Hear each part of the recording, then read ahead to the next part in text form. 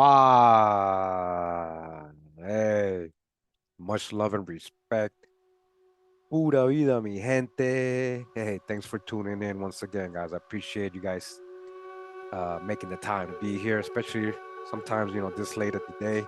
I know a lot of you in the East Coast, so it's pretty late, but I know a lot of you in the West Coast, so still pretty early. So, you know, shout out to everybody in the live chat. Appreciate you guys coming in. Wow. We're going to go ahead and continue where we left off yesterday. The book I was reading. All right, so we're just gonna go ahead and learn about some tribes maybe you've never heard of, you probably have heard of. Just keep learning. You might be related to these tribes, so I thought this was important to know. Once you see the areas where these tribes are, you're like, hey, maybe I do relate to these people. My people are from that area. And just to go ahead and help people not, kind of generalize. A lot of people just think they're one thing, or just they just know about one tribe, don't know anything about any other tribes. So hopefully this helps you guys. Hopefully you enjoy this series. I already got the playlist created. This is part 2. We're gonna make sure to get all the tribes, and then we got some other books we're gonna get into too to get to know the tribes again in more detail. Well, I appreciate you guys tuning in, coming through. All right.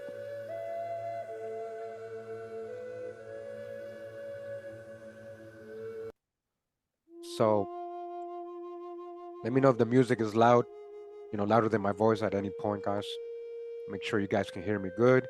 Just want like a little soft melody going in the background, just to get the vibes going, right? So we're gonna get into the book again, "The Indians of the Southeastern United States" by John R. Swanton. This is classics of Smithsonian anthropology. We're gonna go to page 95 of this book.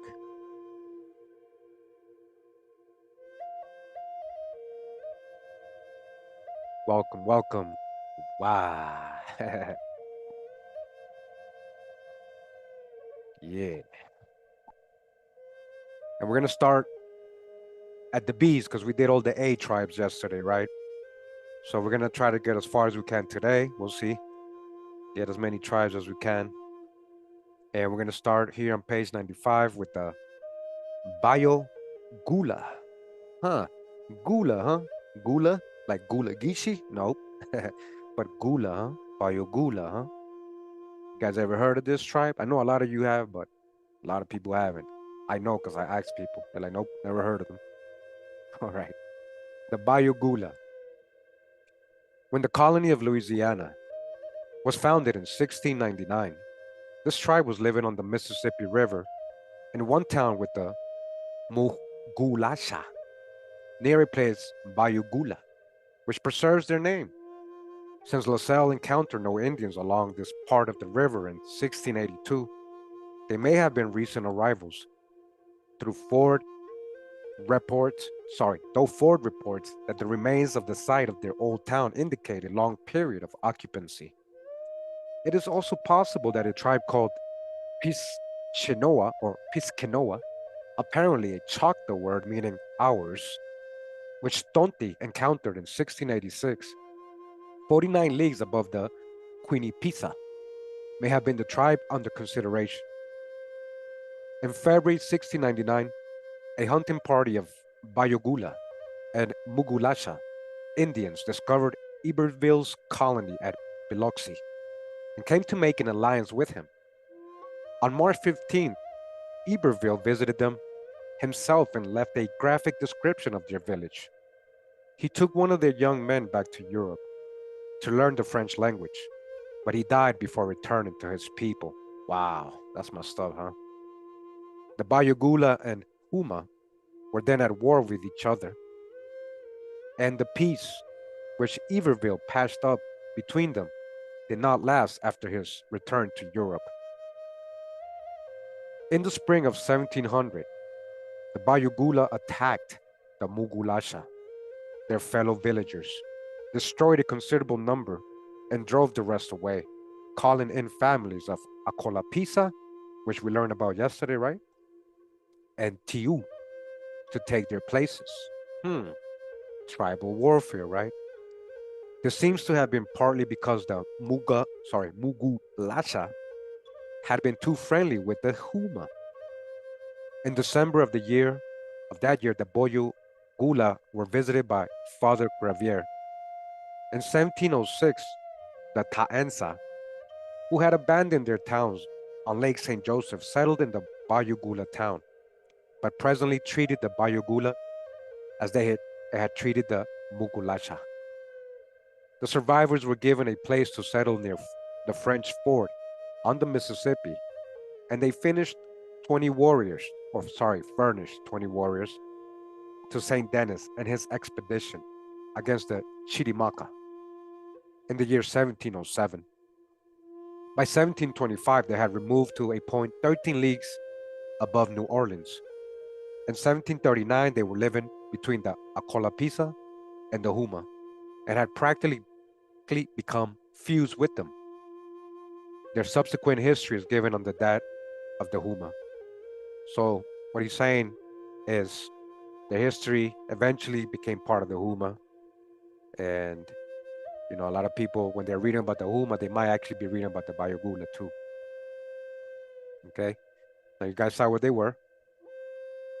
It says Bayogoula population. Now remember, as I said yesterday in part one, these numbers sometimes they're missing context.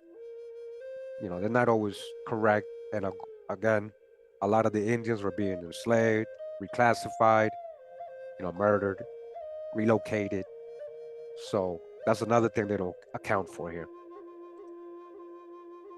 So it says different reports of 1699 for the Bayogoula and the Mugulasha together gave 400 to 500 population, 100 warriors, and 100 cabins. After the destruction of the Mugulasha, we have in 1700 one estimate of 200 for the entire population. Iberville's estimate of Louisiana tribes made in 1702 allows the Bayogoula 100 families. About 1725, 40 warriors are indicated.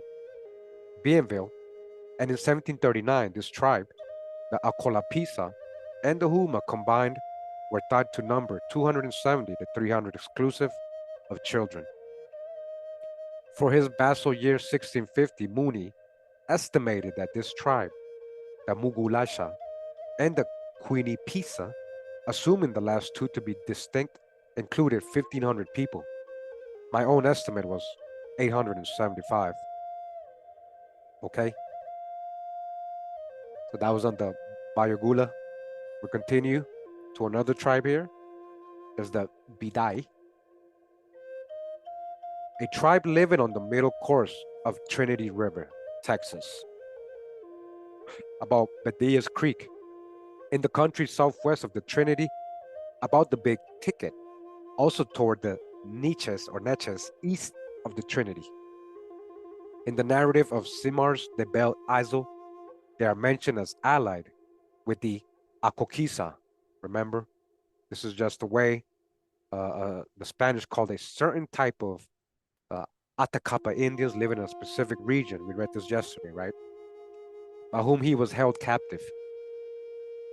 In 1748 to 49, the mission of San Ildefonso was established for the tribe together with the Akokisa, the Dedos, and Patidi. All right, look at all these tribal names, guys. You ever heard of these? Dedos and Patidi? You ever heard of these? It was on the San Javier or Xavier River, now the San Gabriel, at a place identified by Bolton as 9 miles northwest of the present Rockdale, Milam County, Texas. The medicine men of this tribe were highly esteemed by the Caddo, the exotic being assumed to be potent. Now, guys, if I'm saying these tribes wrong, if I'm reading it wrong, pronouncing it wrong, I'm doing my best, all right? A lot of people try to criticize me in the comments, hey, give me a break. 1750, in 1750, the Indians of San Ildefonso suffered from an epidemic. And the next year, they abandoned the mission in a body to join the Nabidachi and an expedition against their common enemy, the Apache. Later, the Bidai settled near the mission of San Javier, and still later, we hear of them as intermediaries between the French and Apache and supplying the latter with firearms. In 1776 to 77, an epidemic carried off nearly half of their number. Epidemic, huh? Could they be hiding also the slavery part, which had been estimated at 100? But about the middle of the 19th century, there was still one small village, 12 miles from the Montgomery, Texas. A diligent search for individuals of this tribe that I made in 1912 resulted in locating only one Indian of probable Bidai blood. One Indian, yeah, right. But this person had been brought up in a white family, so-called white, and knew nothing of the language or customs of her people. It says here, Bidai population. That portion of the tribe placed in San Ildefonso mission in 1748 to 49, including the Akokisa, Tetos, and Patiri, was said to have numbered 176 neophytes. In 1751, after having lost 40 in an epidemic, those who located at San Javier included 66 families. As noted above, they were supposed to have numbered about 100 in 1776 to 77, when they lost half their number in another epidemic, and they are now extinct. Gosh, the hijack, you see. These epidemics, huh? You mean enslaved and reclassified? Is that what you mean, enslaved and reclassified? How can the people just become extinct? You're still here. All right? So we dodged the hijack a little bit with these numbers, right? They're always saying the last Indian died. The last Indian died. The last Indian got reclassified and turned into a crayon color. So we continue with another tribe here, guys. And they called the Biloxi. Yeah, like the town, Biloxi. This is a Siouan tribe. You guys know that? You guys know the Biloxi was a Siouan tribe? This is way in the south, right? A Siouan tribe. Don't think what you picture is Siouan, right? There's a lot of Eastern Siouan or Southern Siouan tribes that are Yo people. All right, so this is one of them. The Biloxi is Siouan tribe located on Pascagoula River, Gula, and Biloxi Bay, probably formerly residents of the Ohio Valley. It's not probably, it is true. The Sioux, all the Siouan tribes originated in Ohio, guys. That was their center before they split to every part of the states, wherever they went. That is their homeland. Shout out to my boy Anu, Catawba. He knows the full history of the Siouan and his people, where they came from before they ended up in the Carolinas and Virginia. Okay, and they originated in Ohio, as it says here. The Cahinnio map of 1733 shows a Biloxi site on Alabama River at the mouth of Bear Creek, which may have been occupied by them on their way south. It was possible the Istanane, mentioned in narratives of the Spanish expeditions of 1693 to survey Pensacola Bay, is said to be a very numerous tribe living along a western bayou in Mobile Bay. This was the first tribe encountered by Iberville when he brought the first permanent colonists to Louisiana in 1699. Now remember, we're talking about these years. We got videos on all this. Iberville and all these people, who they are. Don't assume these are all so-called white Europeans. All right?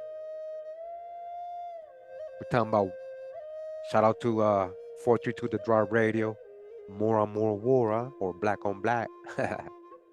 Yeah. There's a lot of people that are still having a hard time understanding this and literally harassing. You guys don't even know, but it's all good.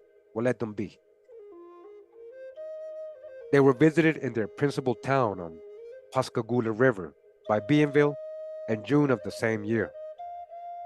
In April 1700, Iberville found their town abandoned, and he does not state definitely where they had gone, though Savoy and La Harpe placed them in the same settlement as the Pascagoula, some miles farther up.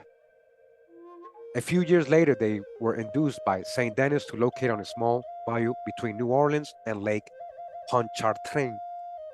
And while they were there, 15 Biloxi warriors accompanied him in his Chitimaca expedition, March 1707.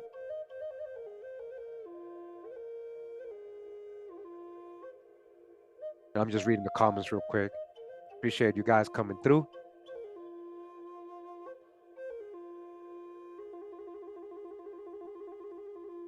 Kennicott sets the date of their settlement near New Orleans at 1702 to 1703. And although his chronology is apt to be unreliable, in this case he cannot be far wrong.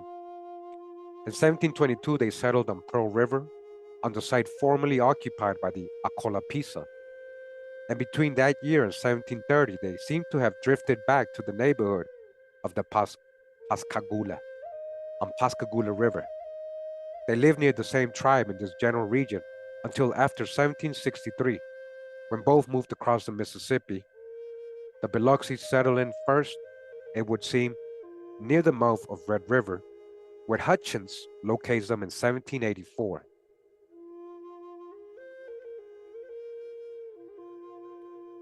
If they actually were near the mouth of the river, they must soon have moved to the neighborhood of Marksville, where later writers mention two villages, one of them on a half section adjoining the Tunica.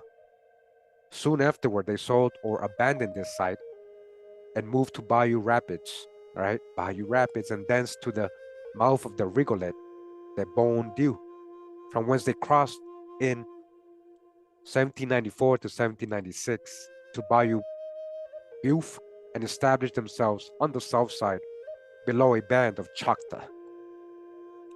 The Pascagoula settled still farther down 2 years later. Soon after the beginning of the 19th century, the two tribes sold their lands to William Miller and Colonel Fulton.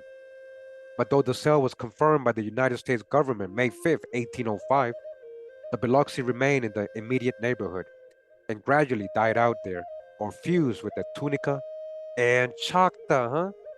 So we're talking about a Siouan people, right? That what? Fused with Tunica and Choctaw. Now they're part of the 570. Now they're just Choctaw, right?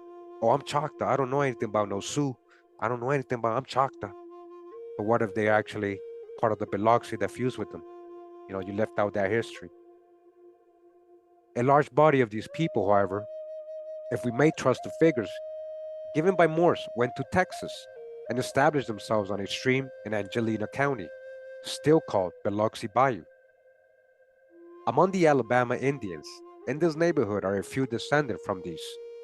What became of the rest is unknown. Oh, we don't know what happened, like we don't know what happened, man. I don't know. I don't know if they got reclassified and turned into crayon colors or enslaved. I don't know. We don't know. It's unknown. In 1829, Biloxi, Pascagoula, and the Caddo were said to be living near one another, close to the Texas boundary. Part of one or all of these bands emigrated to Oklahoma, where some settled on Kiamichi River, a few near Atoka, and 40 years ago, I discovered one representative of the tribe living on Canadian River among the creeks, but still able to recall a few Biloxi words. All right, so the author wrote this at about, I believe, 1946 or 49, and so he's saying 40 years before that, so you can have reference. All right. In the fall of 1886, Dr. A.S. Gatschet of the Bureau of American Ethnology discovered a few Biloxi on Indian Creek, 5 to 6 miles west of Lecompte, Louisiana, and collected enough words to establish the Siouan connections of their tongue. The Siouan connections of their tongue. January 14th to February 21st, 1892, Dr. J. O. Dorsey, Siouan specialist in the same bureau, visited this band and again in February 1893, collecting a considerable amount of material, which was published under my editorship in Bureau of American Ethnology Bulletin 47, all right, from 1912. He continues saying Biloxi population in 1699, the Biloxi, Pascagoula, and Moktobi together are said by La Harpe to have had 130 warriors. Iberville states that the abandoned town of Biloxi contained 30 to 40 cabins. In 1702, Iberville allows 100 families to the United Tribes, and in 1758, the Kerlerek estimated for these together and the Chatot more than 100 warriors. All right, Chatot. You ever heard of these tribes, guys? Pascagoula, Moktobi. Be honest. Have you ever heard of these people? What I've been trying to tell you, it's not just 5 civilized tribes. It's not just Cherokee. It's not just Blackfoot. It's not just Seminole. It's not just some this, some that. Like, there's a lot of tribes we never mentioned that got absorbed, enslaved, murdered, reclassified. These might be your people too. In 1805, Sibley sets down the number of Biloxi as 30, but Morse in 1822 gives 70. And Schoolcraft sponsors 65 of the year 1829, right? So again, remember, dodge the hijack with these numbers. They're missing a lot of context here. Mooney supplies an estimate of 1,000 for his tribe, the Pascagoula and Moktobi. As of the year 1650, my own is a 6 smaller. Yeah, so, all right, let me break this down, guys. So, I will probably mention it here, but if you're from the Southeast, and again, you got Blackfoot, right, as an oral tradition, you actually might be a Saponi Indian, a Catawba Indian, or Eastern Siouan tribe. The word Saponi in the Tutelo language literally means Blackfoot, guys. Literally. And there was a Catawba clan that was called the Blackfoot. We know the Catawba and Saponi are related, so they might be still the same people. You know?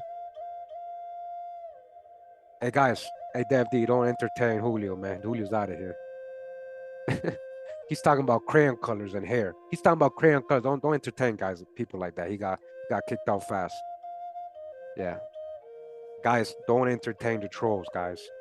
Please just get them out of here. All right? Because then you're going to get on discussion with them. They're just going to interrupt. Don't get in it with them, guys. Please just get them out of here. Right? Especially when they're saying ignorant things like that. They don't even get no chance for a second comment. Right? Thank you. Appreciate you guys doing that, right? Get rid of them. Julio. Julio Guzman. All right, we continue. The Caddo.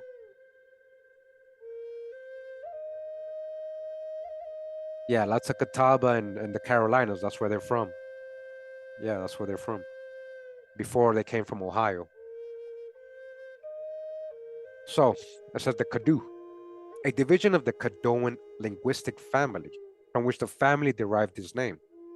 It consisted of 3 lesser confederations, the Caddo proper, or Caduhadacho. Wow. Caduhadacho. Hasinai, look at that.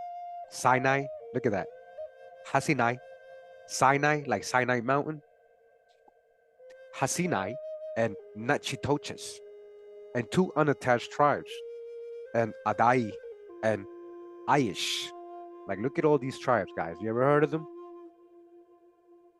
Which were very likely related more closely to each other.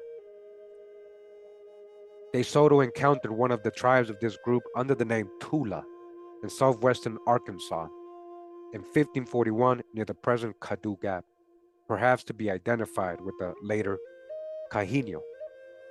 While the army was encamped at Tanico somewhere to the northeast of this place. De Soto went on ahead to visit these Tula with a small body of cavalry, but made a warm reception from the inhabitants and immediately returned. October 5, the whole army left Tanico, and on Friday, October 7th, came to the Tula town, which they found deserted. Next morning, however, the natives returned upon them armed with long lances, hardened in the fire, and they proved to be the best fighting people that the Christians met with. In July 1542, after De Soto's death, the Spaniards re-entered Caddo territories in northwest Louisiana and all the rest of their journey until they gave up the attempt to reach Mexico by land was among Caddo, as may readily be determined from the names. In 1650, the Spaniards in Mexico again heard of these Indians under the name Texas or Tejas. They were calling the Caddo Tejas, listen, Texas, a word which signifies friends, and made several attempts to visit their country.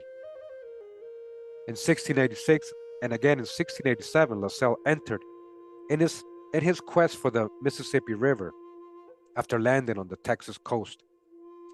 In the latter year, he was killed by some of his followers near the lands of the Hasinai, and a few Frenchmen remained among the Indians. Huh? Frenchmen living with the Indians, huh? While others, including the historian Jutel, passed completely through Caddo territory. Hold on one second, guys.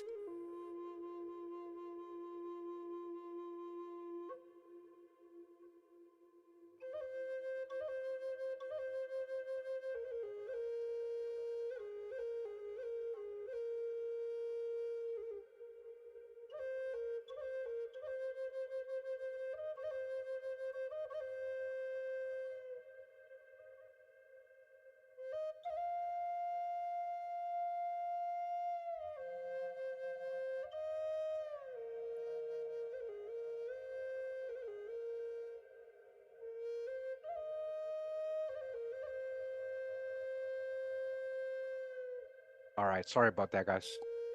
Got a little interrupted here. So we got these Frenchmen remaining among them, while others, including historian Jutel, passed completely through Caddo territory and came out upon the Mississippi at the mouth of the Arkansas. In 1690, Alonso de Leon, accompanied by the missionary Damien Massanet, traversed the Caddo country from west to east as far as the Adai. A mission was established that same year in the territory of the Nabedachi tribe of the Hasinai Confederation, a short distance west of Neches River, and a second not far off. These missions were abandoned in 1693, refounded in 1716 and 17, and abandoned again in fear of a French invasion in 1719. In 1721, they were once more established about the Querétaro missions, were finally withdrawn from Caddo territory in 1731, and those of the Zacatecan fathers in 1772 to 73. Zacatecan, huh? The eastern Caddo were visited by Henry de Tonti in 1690. Iberville heard of them in 1699, and the next year his brother Bienville crossed over to the country of the Nachitoches from the Taensa villages. From 1702 or 1705 to 1714, the Nachitoches tribe was living on the lower Mississippi beside the Acolapisa. On being withdrawn to be returned to their own country, the Nachitoches were attacked by the Acolapisa and suffered a loss of 17 men. Okay?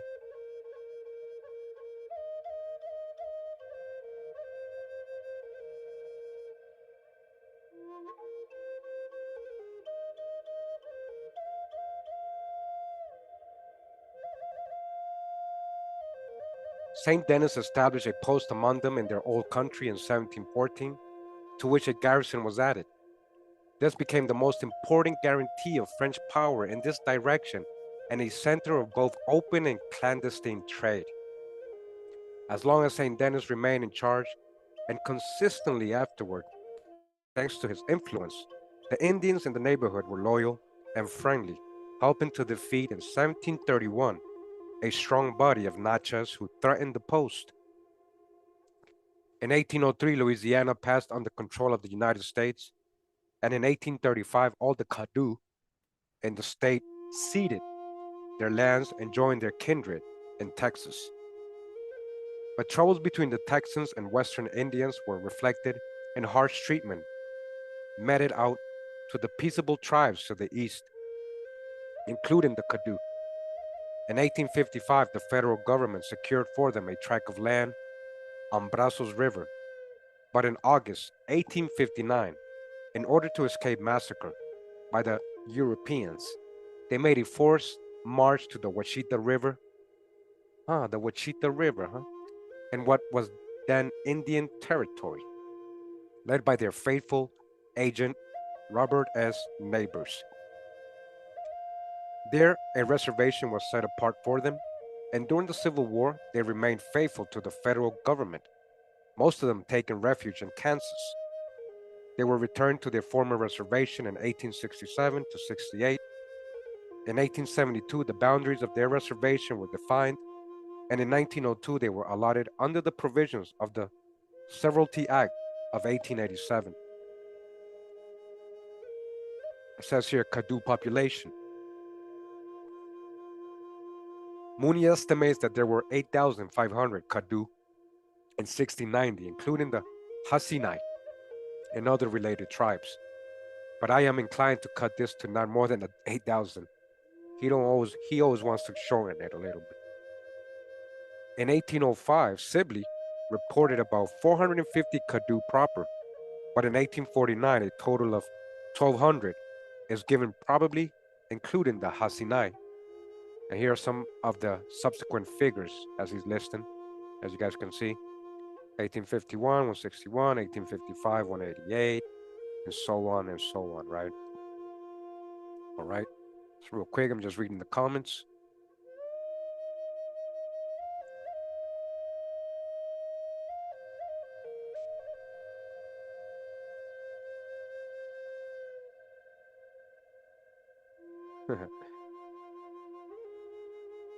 Anthony Ellis, I know one thing. I never heard anything about Africa from the elders. It was always talk about being Indian in all pictures I seen. Was for the elders. Light skin with long hair, but I have a copper tone. So, the elders ain't gonna think they're European if the elders thought all Europeans were white. They're not gonna associate themselves with white folks, right? So-called white or pale-skinned people. But if they only knew that the Europeans were black as well, they might rethink certain things and realize where their last names are coming from. It's not just slave master names, guys, and it's not just Indians being baptized or enslaved and given those names. All right, you got to prove that part.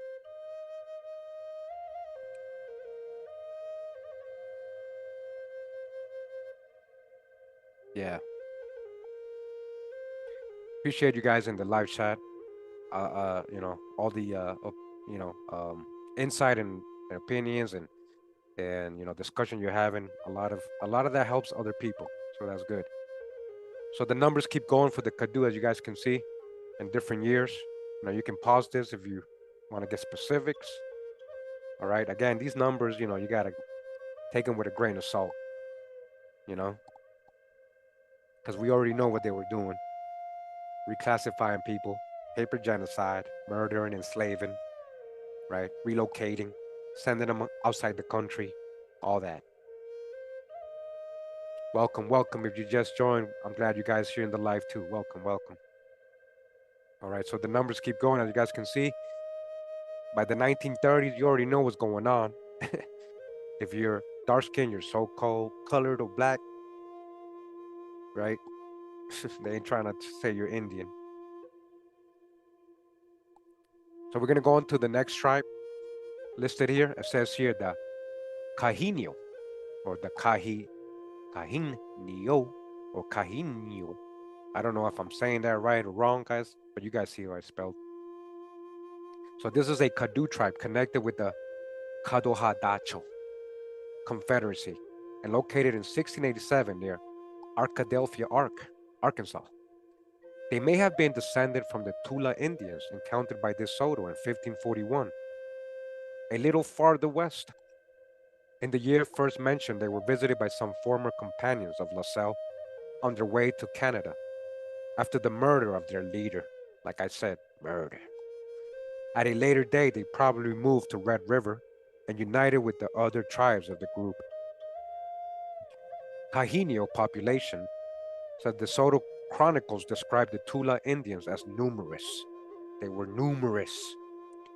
Jutel, the historian of the La Salle expedition, states they occupied 100 cabins in 1687. All right. And now we got the Calusa tribe, Calusa Indians. Again, I hope this is very insightful for you, getting to know these tribes more personally, getting to know some of these tribes you never heard of, who they connected to, what areas they were living. I hope this really helps you guys. It says a large tribe or confederation of tribes, a confederation of tribes, a large tribe or confederation on the west coast of the Florida Peninsula, south of Tampa Bay, and occupying the Florida Keys and most of the interior. Knowing as we do that the Bahama Islands were being raided for slaves when Ponce de Leon landed in the Calusa country in 1530. Uh-oh. Wait a minute. I thought they were bringing slaves. I thought they were raiding Africa for slaves. Oh, you're telling us they were raiding the Bahama Islands for slaves, huh? The Bahama Islands for slaves, huh? Ponce de Leon and them. Yeah, we got the primary sources, guys. We already proved all this stuff. This is just more corroboration. And we don't care what Julio has to say, Mr. Julio.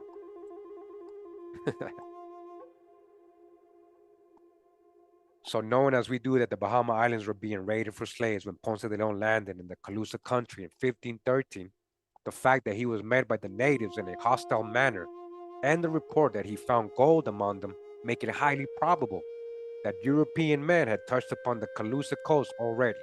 All right, when we talk about 1500s, we talking about black Europeans, guys. When you get Ponce de Leon, all these people, yeah, you gotta know who they are ethnically. The impression these earlier navigators made can hardly have been flattering, and the subsequent landings of Miruelo in 1516 and Cordoba in 1517 do not seem to have improved relations, so that the death of Ponce de Leon at the hands of the Calusa in 1521 received sufficient explanation. Right, the Calusa got him. They weren't having it.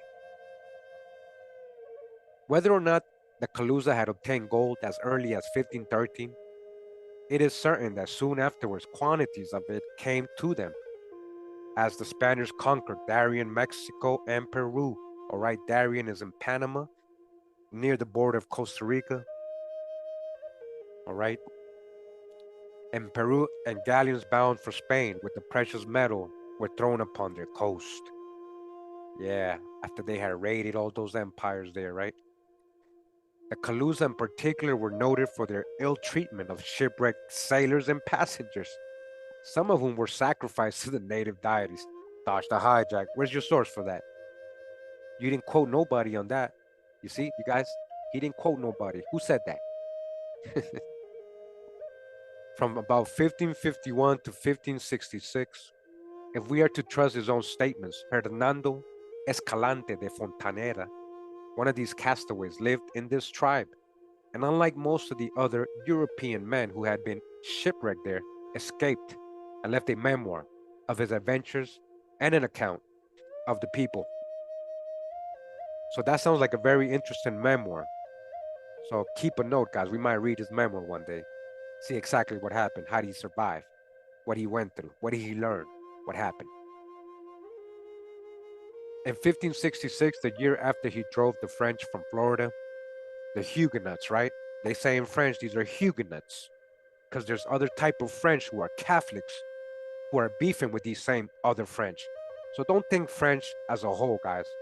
They like to generalize history. Oh, the French versus the Spanish, the English. It's very complex. What type of French? What type of Spanish? What type of so-called English? The ones in Florida that they're talking about right now, these were Huguenots. The Huguenots, right? AKA Moors. Huguenots were Moors, if you don't know, who had ended up in the south of France during the Inquisition and became known as Huguenots. Huguenot literally means Confederate, to be Confederate. That's what Huguenot means. Check out my Huguenots video, guys. And yeah, all these people are very described as very dark complexion.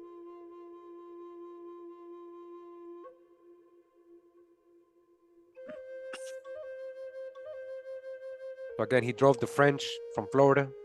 Menendez visited the Calusa country, rescued 12 men and women who had been cast away in the manner above indicated, and attempted to establish friendly relations with the Indians, going so far indeed as to marry the sister of the Calusa chief. Huh? Wow. I didn't know that part about Menendez. I think I did read that. I do have a video on Pedro Menendez and the Florida Indians and Chief Saturania and all that. Okay.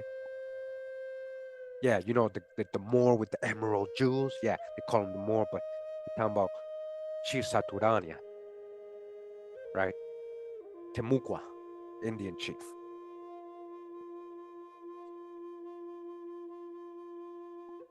The same year, he sent Francisco de Reynoso with 30 soldiers to erect a fort at the main Calusa village, but in January 1567, receiving alarming reports of friction between the soldiers and natives, he went in person to that post, which had been named San Antonio. With a considerable reinforcement and accompanied by a Jesuit missionary, Father Rojo. Sometime after Menendez's departure, the Calusa chief was killed on the ground that he was plotting against the Spaniards, so-called Spaniards. His successor, Don Felipe, at first comported himself in a more friendly manner, but he was later detected in a similar plot and put to death along with 14 of his principal men. This is what they were doing. The rebels, right? The ones who weren't going with their plans. In consequence of this, the Calusa Indians burned their village and retreated into the forest. As the Spaniards were largely dependent upon them for supplies, the mission was withdrawn, the fort destroyed, and the garrison transferred to Havana, right, in Cuba. The date of this has been variously given as 1568, 1569, and 1571. But Father Rojo had already left for Havana in 1567, or during the first half of 1568, and he never returned. In 1612, an expedition sent from St. Augustine reached the town of Kalos, where more than 60 canoes came to meet it. In 1680, a reconnaissance of the Calusa country was undertaken preparatory to resumption of missionary work, but the emissary was turned back before he reached the town of the Kalos chief, and nothing seems to have resulted. About this time, some of the Indians fleeing from Guale settled in Calusa territory, the Guale. Huh? Another mission effort made in 1697 had the same fate as the others, and although in 1726 there was a mission near St. Augustine from the Rinconada de Carlos of the Praya nation, no permanent effect seems to have been produced by it. Roman states that the last of the Calusa left the peninsula in 1763, but his remark perhaps applies rather to the Indians of the East Coast. At any rate, bands of the Calusa continued on the West Coast until the very end of the Seminole War, and in 1839 one of them attacked the camp of Colonel Harney and killed 18 out of 30 men under him. On July 23rd, however, Harney attacked them in turn, killed the leader of this band, Chakchiuma, and hanged 6 of his followers. On May 7th, 1840, the same body of Indians is credited with having killed Dr. Perrin, a botanist living on Indian Key. By some early writers, these Calusa seem to have been called Choctaw. Huh, they were misclassified as Choctaw, huh? And in 1847, we hear of a band of Choctaw, in parentheses, containing 4 warriors. During a recent trip to the Florida Seminole, Miss Frances Densmore obtained a number of songs from individuals who claimed descent from this tribe. The last of them must have united with the Seminole or removed to Cuba. What do you mean removed? Like this book literally doesn't want to say the word enslaved or that Indians are being enslaved, guys. Like literally. Like I mentioned this yesterday. What do you mean removed? You mean they got enslaved and sent to Cuba, Havana, a lot of the Calusa, right? A lot of them also joined the Seminoles, he's saying, and who knows where else a lot of them went or turned out to be, or were reclassified as so-called Negroes. It says here Calusa population. The tribe must have been populous at one time, since we have names of 56 towns preserved in a document of 1612 states that the chief of Kalos had 70 towns under him, not counting those which had him tribute out of fear. Another informant gives them more than 600 towns, but only the inclusion of very small fishing camps could justify that figure. The expedition sent into the Calusa country in 1680 passed through 5 villages with a total population of 960. In the band that attacked Harney, there are said to have been 250 Indians, but this is a rough estimate, and the band may have included Indians other than Calusa. Okay? But real quick, guys, let me just read the comments.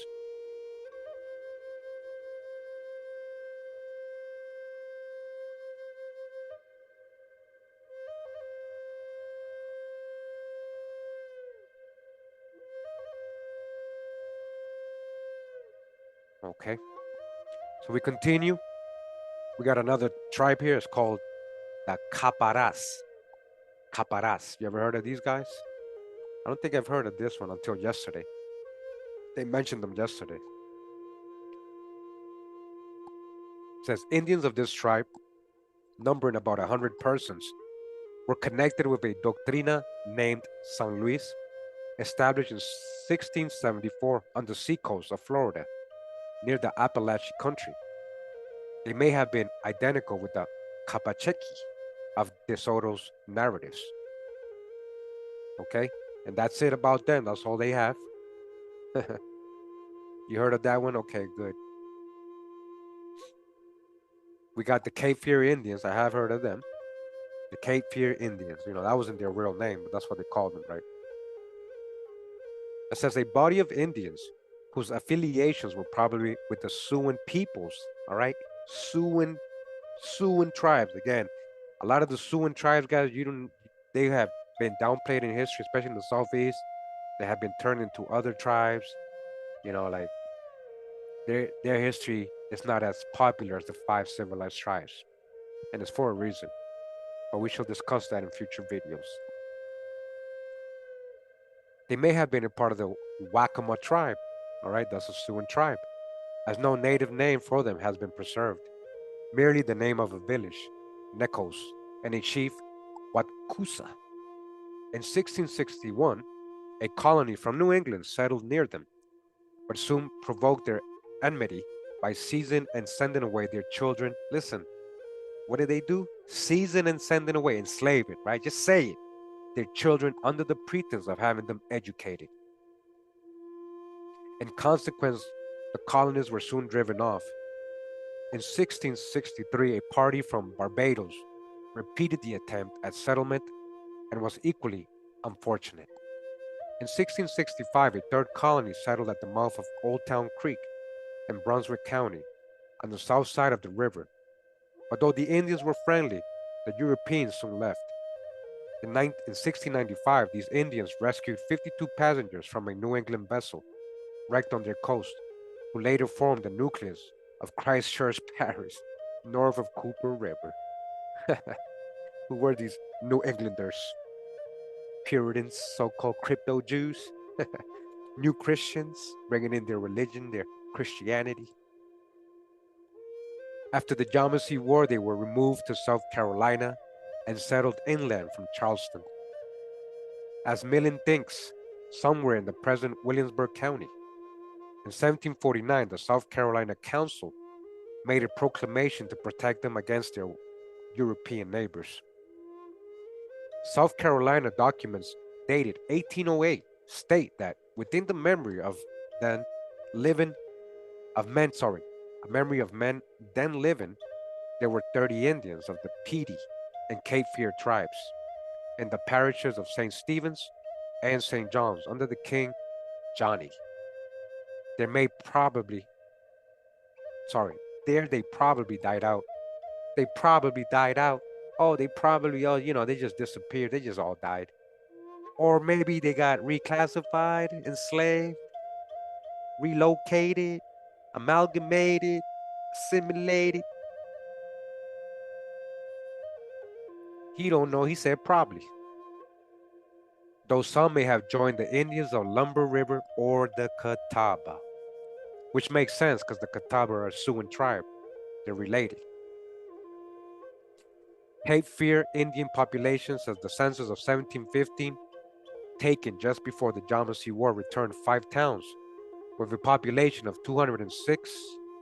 Only one mixed blood. Women survived in 1808. Dodge the hijack. Yeah. All the Indians just went extinct and disappeared, guys, right? Then who are these people in the reservations then? If they all disappeared and went extinct? I'll wait. Okay. So we got the Capinans. Who's the Capinans? When Iberville and the French colonists who accompanied him reached Biloxi Bay in 1699, they learned of 2 tribes in the immediate neighborhood called Biloxi and Pascagoula. Associated with their names is a third, Moktobi, which disappears, all right, again, disappeared soon afterward. It has sometimes been regarded as the Biloxi name for the Pascagoula or vice versa. There is, however, some reason to think that it refers to a town or tribe with the same associations later mentioned under the name Capinans. Besides being placed beside the term Biloxi and Pascagoula in several documents, in Bienville's memoir of about 1725, the Capinans or Capinas, as he has it, appear in one village with the Pascagoula, 12 leagues up Pascagoula River. The name of this tribe bears considerable resemblance to the Capitanisis. Get all these names, right? Laid down west of Susquehanna River on the Carte figurative dated 1614. If they were part of the Biloxi or related to them, this identification will not be surprising, since there is every reason to suppose that the Biloxi, as well as the related Ofo of Yazoo River, I believe the Ofo are Siouan too, lived originally in the same general region in the upper Ohio Valley. There you go, yep. Siouan tribes coming from Ohio originally, right?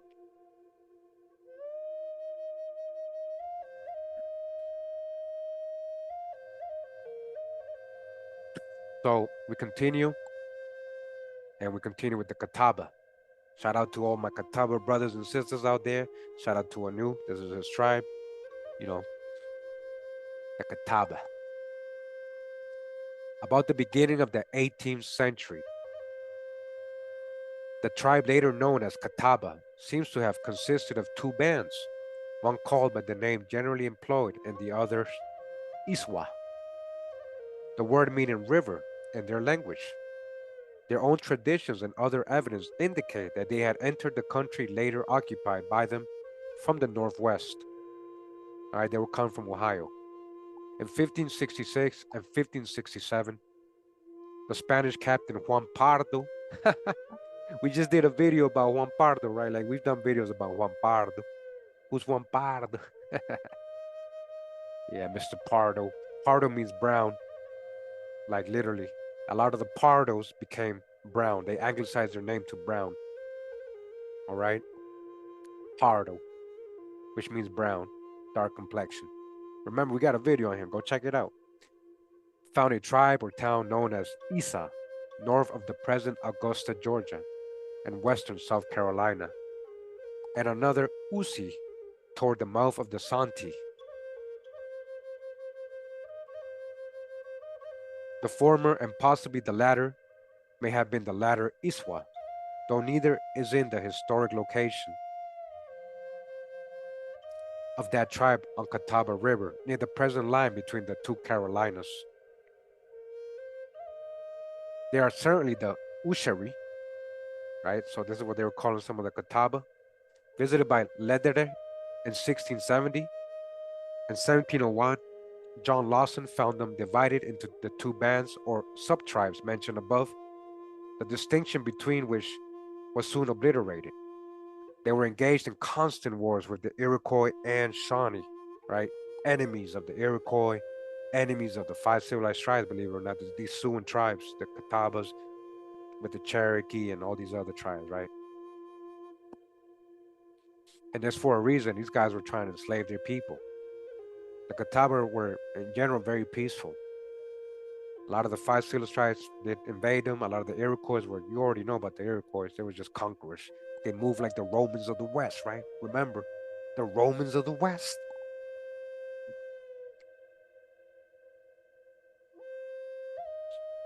Early writers concede that they were the largest of the Eastern Siouan tribe. They were the largest, but they fell off rapidly in numbers after European contact. What happened? What happened? How did they just fall off? They just fell off, right? Nothing happened. They just happened to fall off. No enslavement, no murder, nothing like that, right? Why don't you get specific, man? They aided the English colonists against the Tuscarora in 1711 to 13. And though they joined the conspiracy against them in 1715, peace was made in April of the following year, and it was never afterward broken. In 1738, they suffered from a great epidemic of smallpox, and during the middle of the century, there were constant fights between them and the Iroquois and Shawnee. They took the part of the English against the French and Northern Indians at Fort Duquesne. In 1759, nearly half of the tribe was destroyed by another attack of smallpox, and after that time, they ceased to play a prominent part in history. Their last great chief, Hagler, being killed August 30th, 1763. The same year, reservation 50 miles square was set aside for the tribe as a permanent home. During the revolution, they took sides with the Americans against both the British and the Cherokee, right? Why? Because the Cherokee was with the British, so it doesn't mean the Catawba are alien with Europeans only. All the other tribes were doing the same thing. Served as scouts throughout the war and assisted in the defense of Fort Moultrie, June 28th, 1776. When South Carolina was overrun by the enemy, they fled to Virginia. Right, so again, that's why a lot of them are ended up in Virginia. So the Carolinas and Virginia is very stronghold for the Catawba. After the war, European men began to crowd into their country and lease their lands for terms of 99 years. Wow. Renewable, and on March 13th, 1840, a treaty was signed with the state of South Carolina, by the terms of which they agreed to cede their lands in the state and remove to Haywood County, North Carolina. North Carolina, however, refused to sell them lands for a reservation, and in 18 months they returned to their former homes, where they secured a reservation of 800 acres. During this time, part of them went to live with the Cherokee, but all except a few families soon returned. Another body of Catawba settled near Schooleyville in the Choctaw Nation in Oklahoma. All right, this is what I be trying to tell people. A lot of these so-called five civilized tribes or Cherokee are actually other tribes, other people. We have read already that literally in the 1700s, Cherokee literally became a blanket term for Indian. That's why everybody's Cherokee and Blackfoot now. In many cases, I'm not saying you might not be Cherokee too. I'm just saying you got to go case by case and go deep with the research. Another body of, okay, I got that. Some families established themselves in other parts of Oklahoma, in Arkansas, Utah. Huh. There's a place called Arkansas, Utah, huh? So they ended up in Utah.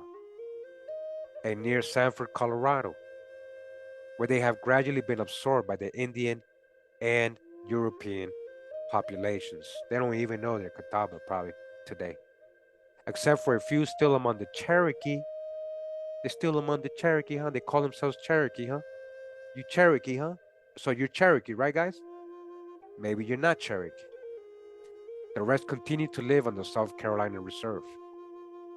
They have lost their language, but keep up a modified pottery manufacture, which adds somewhat to the income from their farms. Most of them are members of the Church of Jesus Christ of Latter-day Saints. Right? Was that all by choice? It says here Catawba population. In 1682, their warriors were estimated at 1,500, or about 4,600 souls. That's a big difference. Which one is it? In 1728, at 400 warriors and 1,400 souls. In 1743, after incorporating several small tribes, their warriors had nevertheless fallen under 400. We have estimates of 240 warriors in 1755 and 300 in 1761, with a total population, the last mentioned year, of about 1,000. Subsequent figures for the entire population are 400 in 1775, 490 in 1780, 250 in 1784, 450 in 1822, 110 in 1826, 120 on and about the reservation in 1881, about 100 in 1900.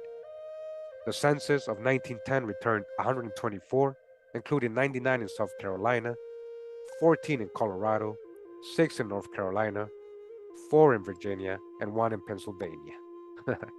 Again, remember with these numbers, guys, with a grain of salt. A lot of the Catawbas had already been enslaved, already turned, classified as colored, free colored people. In 1930, 166 Catawba were returned, 159 of whom were in South Carolina.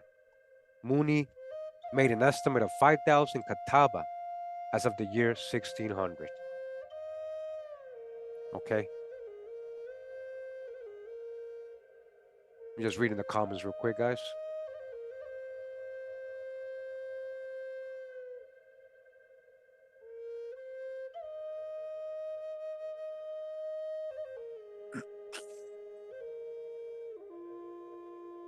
Mississippi Slab, just the awful is suing. Yeah, thank you, man. Okay, so we continue with the next tribe. It says here, Chakchiuma. Chakchiuma. Who is the Chakchiuma? You ever heard of these people, guys? It says, while DeSoto was among the Chickasaw in the winter of 1540 and 41, he was induced to send an expedition against this tribe, called in one of the narratives Sakuma, and in another Sakechuma. All right, so you see how the names be changing in different accounts? Their town was found abandoned and on fire, huh? What happened? Why would they abandon their town and why did it get burned down? You see, like, this was interpreted as a ruse to lull the Spaniards into security so that they might be attacked with more success. In any case, the latter returned to the Chickasaw without further incident. The Chakchiuma chief at that time bore the name of Lusa, or Black Sheep. I can't make this up. I can't make this up, guys. They talking about we blackwashing. Black Sheep, huh? Lusa, right? Lusa, Black Sheep.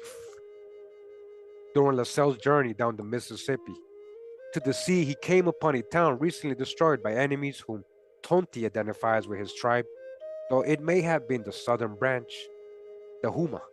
In 1690, while Tonti was encamped opposite the river of the Taensa, his Shawnee companion, who had crossed the river to hunt, was attacked by 3 Chackchiuma.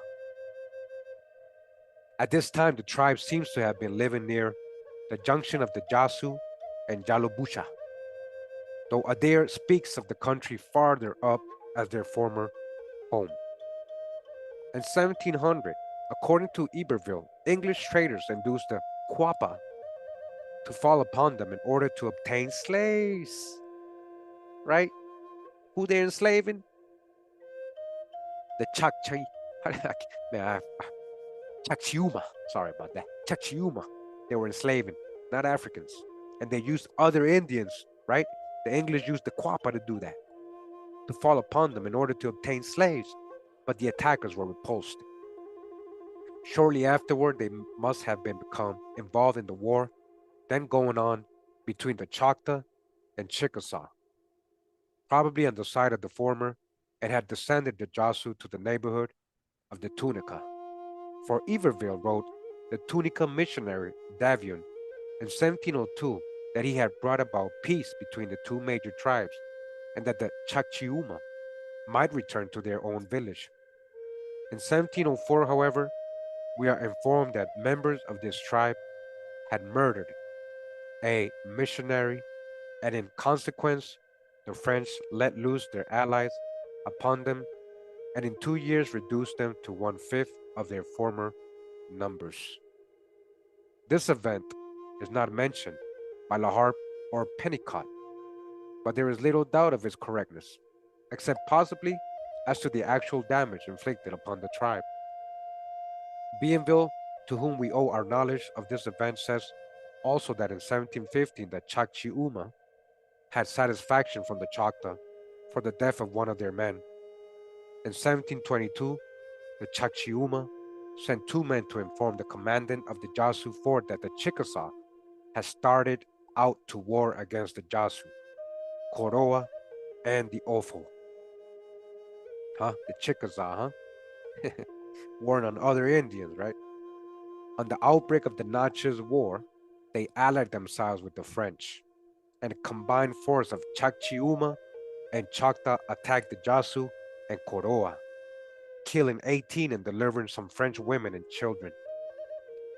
In 1739, their head chief appears as leaders of those Indian forces allied with the French in their intended attack upon the Chickasaw that failed to materialize. The hostilities in which they became involved at this time probably resulted in their destruction as an independent tribe and incorporation with the Chickasaw and Choctaw. All right. So now you don't know about the Chickchiuma. Now they're just called Chickasaw and Choctaw. Halbert places the event in 1770, and he and Cushman represented as having been brought about by the allied Chickasaw and Choctaw. This, however, is doubtful, and the tremendous battles reported in connection with it are ridiculous in view of the insignificant size of the Chakchiuma. Traditions speak of three strongholds of this tribe captured by the Allies at Lion's Bluff, on the south side of Lion Creek, about 8 miles northeast of the Starkville, road 6 miles west of Bellefontaine.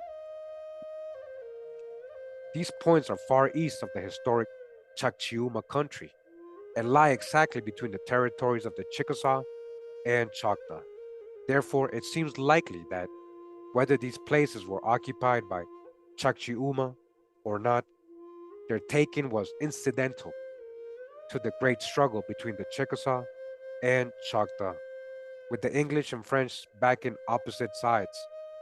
But if so, it would seem that the events must have antedated the peace of 1763, by which France yielded up her American territories. From the Craney map, we learn that by 1733, part of the Chakchiuma were already living with the Chickasaw. It is possible that the remainder also joined that tribe, as tradition says, but it is probably not accidental that one band of Choctaw Indians bears the same name. They kept their name, even though they were under the Choctaw. If the latter were not connected with the historic tribe of Chakchiuma, it is probable that they represented some earlier branch of the same. It says here Chakchiuma population. In 1699, de Montigny states that this tribe and the Tapusa together occupied 70 cabins. Bienville claims that they had numbered 400 families in 1702 and that these had been reduced by war to 80 families in 1704. Duprat says they had about 50 cabins in his time, about the period of the Natchez War.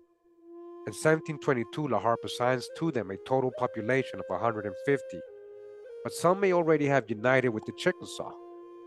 Mooney's estimate of the population of this and the other small Yasu River tribes as of the year 1650 is 1,200. He includes the Tiu. My own estimate exclusive of the Tiu is 750. 1,000 would certainly cover all the upper Yasu bands. Okay? But that's that tribe, guys. There you go. Now you know. At least you know a little bit about them. Whether this book has all the info, I don't think it does, but he's trying at least, right? They tried, even though they're holding back the numbers. So we continue. It says here, Chatot, the Chatot tribe. Who are they? Who's the Chatot? A tribe which at one time gave its name to Apalachicola River, and at another apparently to the Flint. The Choctawachi was probably named for them, and they ranged well westward toward Pensacola. In 1639, we get an incident mention of them in connection with the Apalachicola Indians and Yamasee.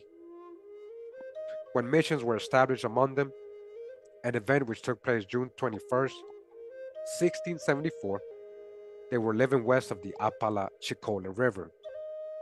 At some place near the middle course of the Chipola, there were two missions, San Nicolas de Tolentino, 9 leagues from the Sawokli mission of La Encarnacion, and San Carlos de los Chacatos, 3 leagues beyond that. During the very year in which they were established, the friars claimed to have converted the chiefs and more than 300 of the common people converted to Christianity. Next year, one of the missionaries, Fray Rodrigo de la Barreda, was driven out of the country in an uprising, almost immediately suppressed by the Appalachian commandant, Captain Juan Fernandez de Florencia, and the Chatot soon afterwards abandoned their territory and settled in the land of San Luis, the principal Appalachian town.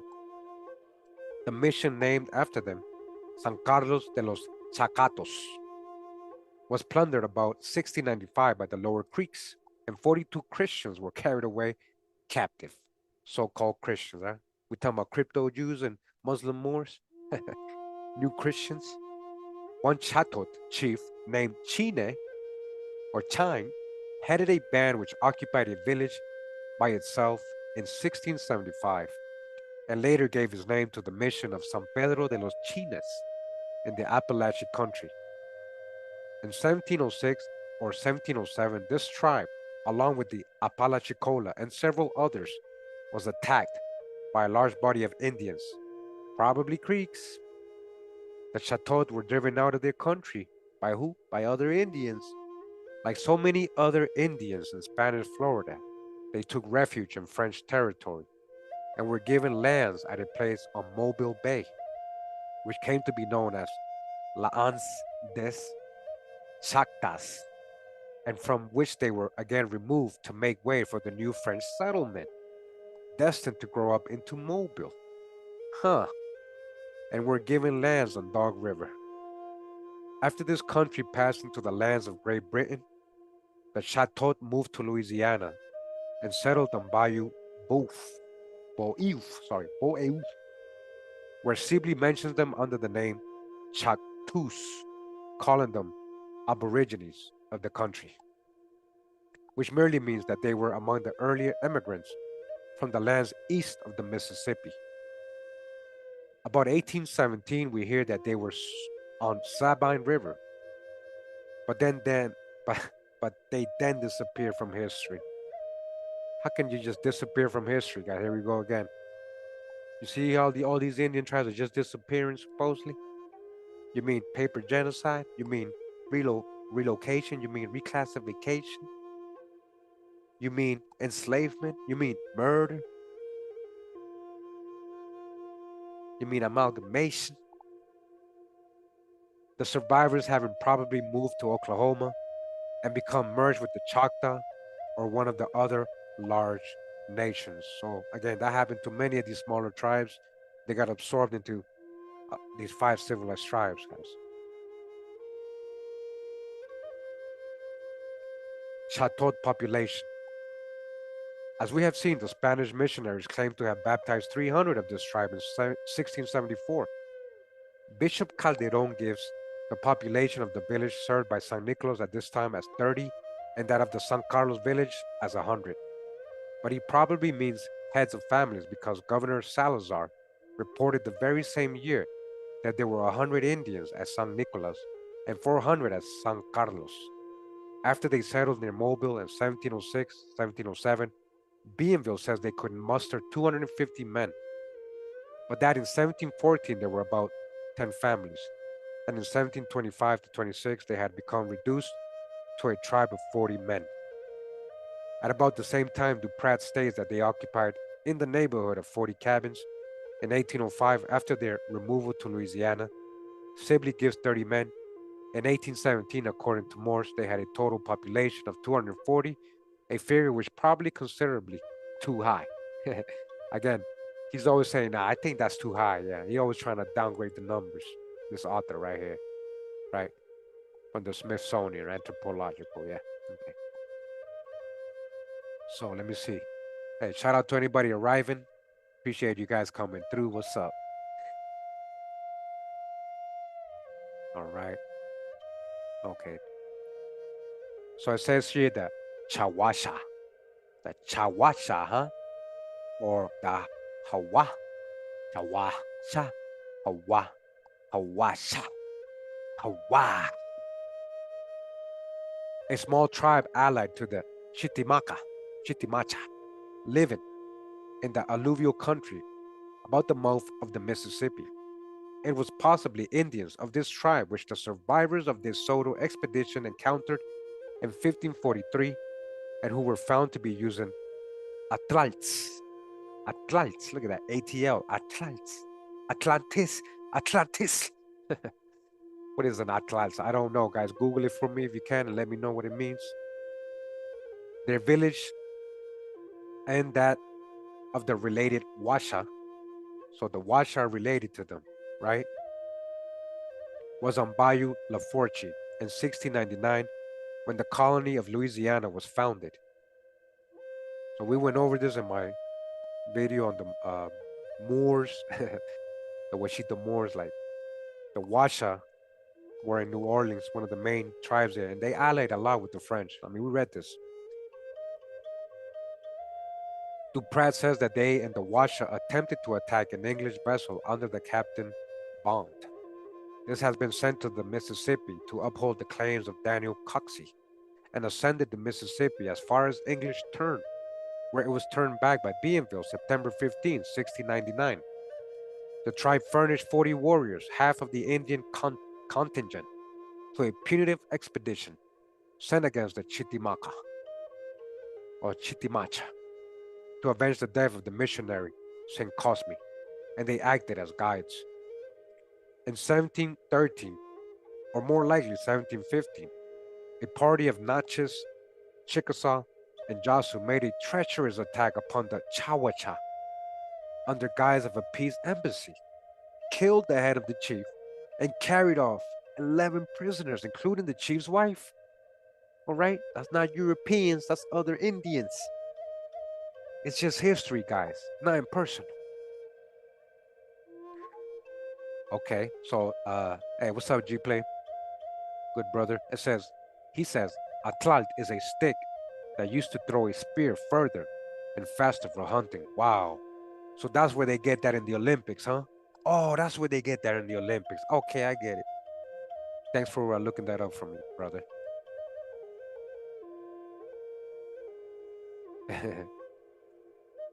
This raid was conducted in the interest of British slave traders. In 1712, Bienville states that he moved the Chawasha to the Mississippi and established them on the right bank 25 leagues from its mouth. At this point, there is considerable confusion among our authorities. Charlevoix seems to speak of their old village in his time as on the west bank and a new one half a league lower down on the opposite side. Unless Bienville is speaking of the second village, we have three locations given before Charlevaux's time. Example, 1724. Sorry, 1722. They continued to live near here until Natchez uprising in 1729. A few months later, in 1730, in order to quiet the panic fears of the French at New Orleans, Governor Pierre was weak enough to allow a band of slaves to destroy the Chawasha town, huh?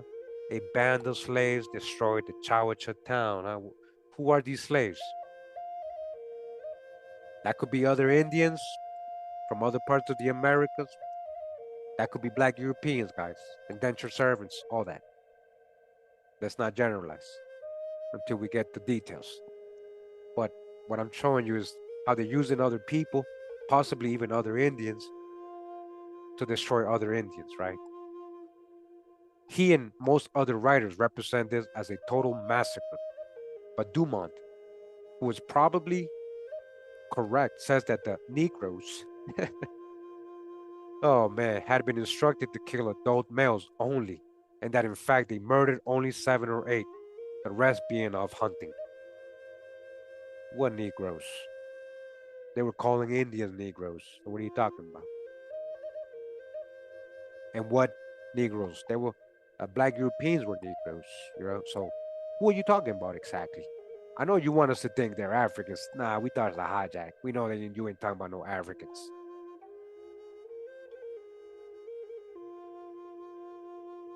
But you gotta have an open mind. They could be using black Europeans, right? Like to do this, right? Like you gotta have an open mind.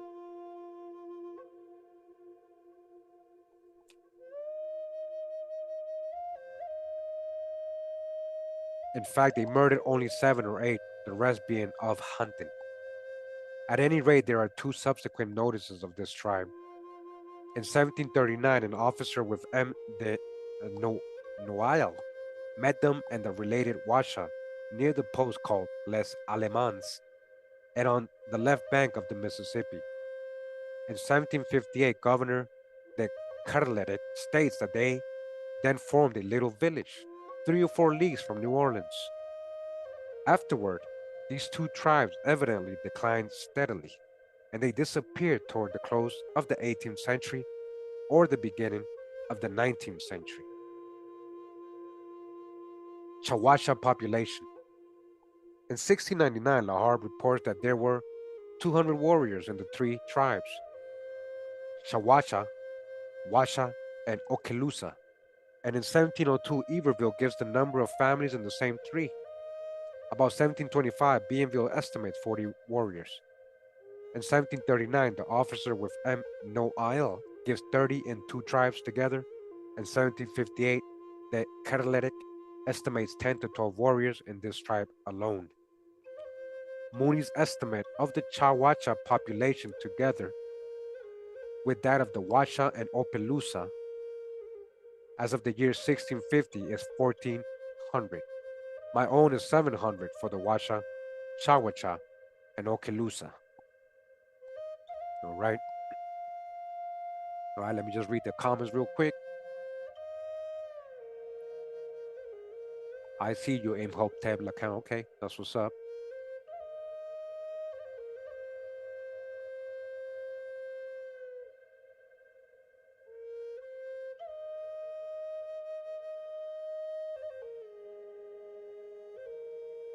Okay, so we move on to another tribe here, guys. And it's the Cheraw or Sara. Sara, right? Sara. Who's Sara? Who's Sara in the Bible, guys? The Sara people, right? The Cheraw. And I already know these as a Siouan tribe at the Piedmont region, right? The Cheraw or Sara, called by the Spaniards Shuala, Shuala, Wada, Wada, Judah. Like, remove the A, Judah. Remove that A, Judah.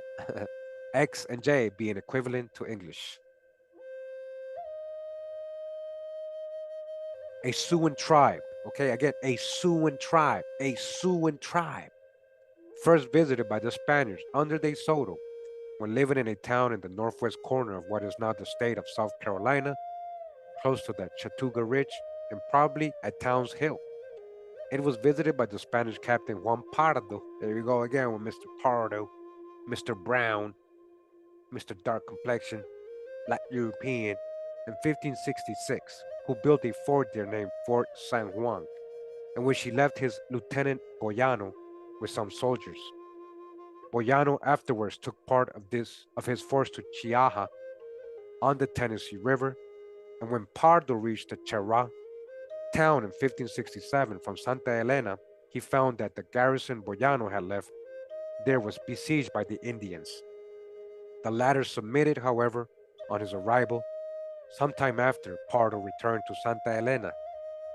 This garrison and the others at Chiaha, Cauchi, and Guatari, Guatari, or Watery, right? These are the Watery or Watari, which is very interesting to me because some of my ancestry goes back to the Guatar Indians, literally almost spelled the same way. And Costa Rica, right? So Guatari were destroyed by the natives. And we hear nothing more from Spanish sources regarding the people. Later, they appear to have settled somewhere east of Asheville, where Sean Noah Gap preserves their name. In 1670, John Lederer seems to have found this tribe, or had it reported to him, still farther toward the east, perhaps on Yadkin River. And in 1673, they are placed by wood between the Cape Fear and the Yadkin. They may have been pressed toward the east by the Cherokee. Again, the Sioux tribes were enemies with the Cherokee and the Five Silos tribes and the Iroquois. That's just reality, guys. And that doesn't mean one of them was the good guys and one of them was the bad guys. That's not what that means. All right. So let's not be biased and picking sides and stuff. Of course, if you're from either tribe, you are gonna pick your side, right? Like you're gonna say, "Oh, we're the good guys," but it depends, right? In 1700, they settled on the River Dan. Oh, the River Dan, huh? One second, guys.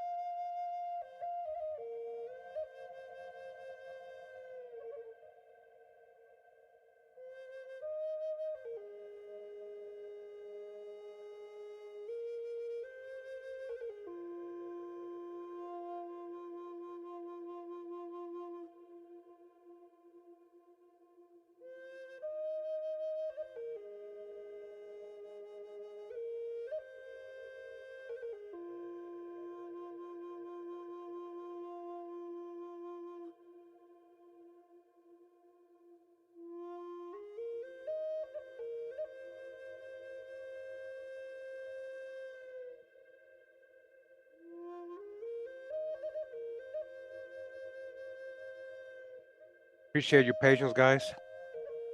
I'll just be honest with you. I've been fighting like they sprayed us, so I've been fighting like a little strong cold. It's almost over. I've gone through the worst already, but sometimes I got a cough. My throat gets itchy, you know. So thank you. So the River Dan, the Dan River, huh? Danite Dan River, huh? Near the southern boundary of Virginia, and probably a later date, established a second village 30 miles above on the south side of the Dan and between it and Town Fork. This was called the Upper Sara Village, and the other the Lower Sara Village. Iroquois attacks induced them, right? Iroquois attacks, like for no reason. This is what I'm saying. Iroquois were just attacking and conquering tribes just because. It's just the truth, guys. If you're Iroquois, don't take it personal. I'm just telling you, that's just the history. About 1710 to leave, so they made them leave. Look, the Iroquois made them leave about 1710, and they left the Dan and moved southeast to join the Kijawi. And later they came to live on the Petey River in what was subsequently known as the Cheraw district. Here they became involved in a war with the South Carolina settlers, who laid most of the disturbances among the Indians on this frontier to their charge. At last, between 1726 and 1739, they settled near the Catawba, because they're related to the Catawba, right? In 1759, a party of Cheraw, under their chief King Johnny, joined the English in their expedition against Fort Duquesne. They are again mentioned in 1768, and ultimately part of them, probably united with the Catawba, and became wholly merged with them, though a part are undoubtedly right represented among the Sioux Indians of the Lumbee River. And you got your Lumbee Indians. The Lumbee is a confederation of different Indian tribes, some Europeans, the black Europeans, the runaways, and the Lumbee, right? But a lot of them are actually either from the Sioux tribes or the five civilized tribes, right? So the Catawba, remember Sioux. So I hope you guys are writing down just to keep track of who's who might be related, so you guys can see why they will ally with some tribes and why they fight with some other tribes. So of course they're gonna unite with the Catawba. They're both Sioux tribes. They're related. Cheraw population. The Indian census taken by South Carolina in 1715 returned 510 Cheraw, but among them were probably included the Kejawi tribe and perhaps some others. In 1768, 50 or 60 were living with the Catawba. The maximum number about the year 1600 would probably be 1,000.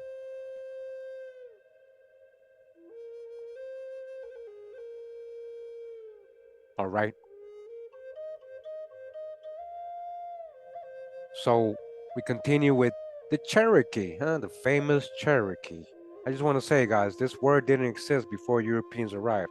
Let's see what they're going to say. But Cherokee is like a confederation, again, of different Indian tribes, with the black Europeans too, the runaways and all that. And, they become part of the tribe, of the family, and they become their own people.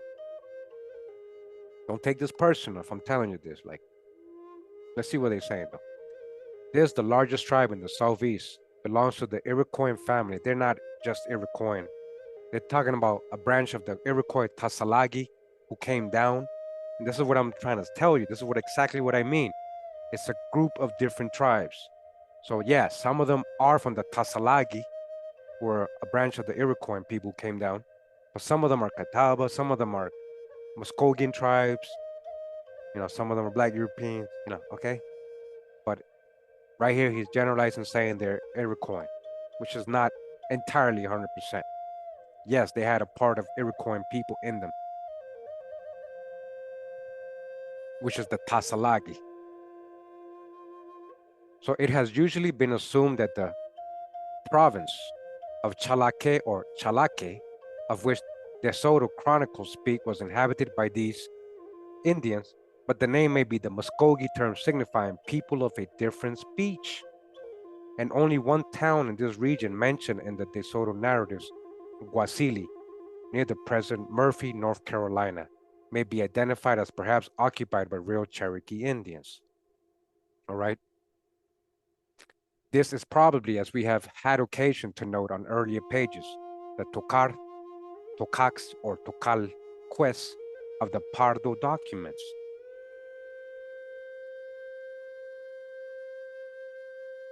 There is better reason for thinking that Tanaski, a stockaded town, a stockaded town, because they separated it, on Tennessee River, which appears for the first time in these documents, was occupied by Cherokees.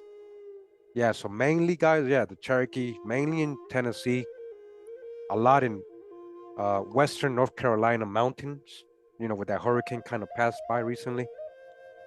That was mainly, they weren't all over the Carolinas. They weren't like a lot of people try to say, oh, the Cherokee were here, the Cherokee were in Virginia. No, you're confusing people who might have been eventually classified as Cherokee or moved there, but they're not from those areas. They were mainly in the Tennessee and western North Carolina. Yeah. Hey, Josh Childs. Yeah, I've been doing that all week. Trust me.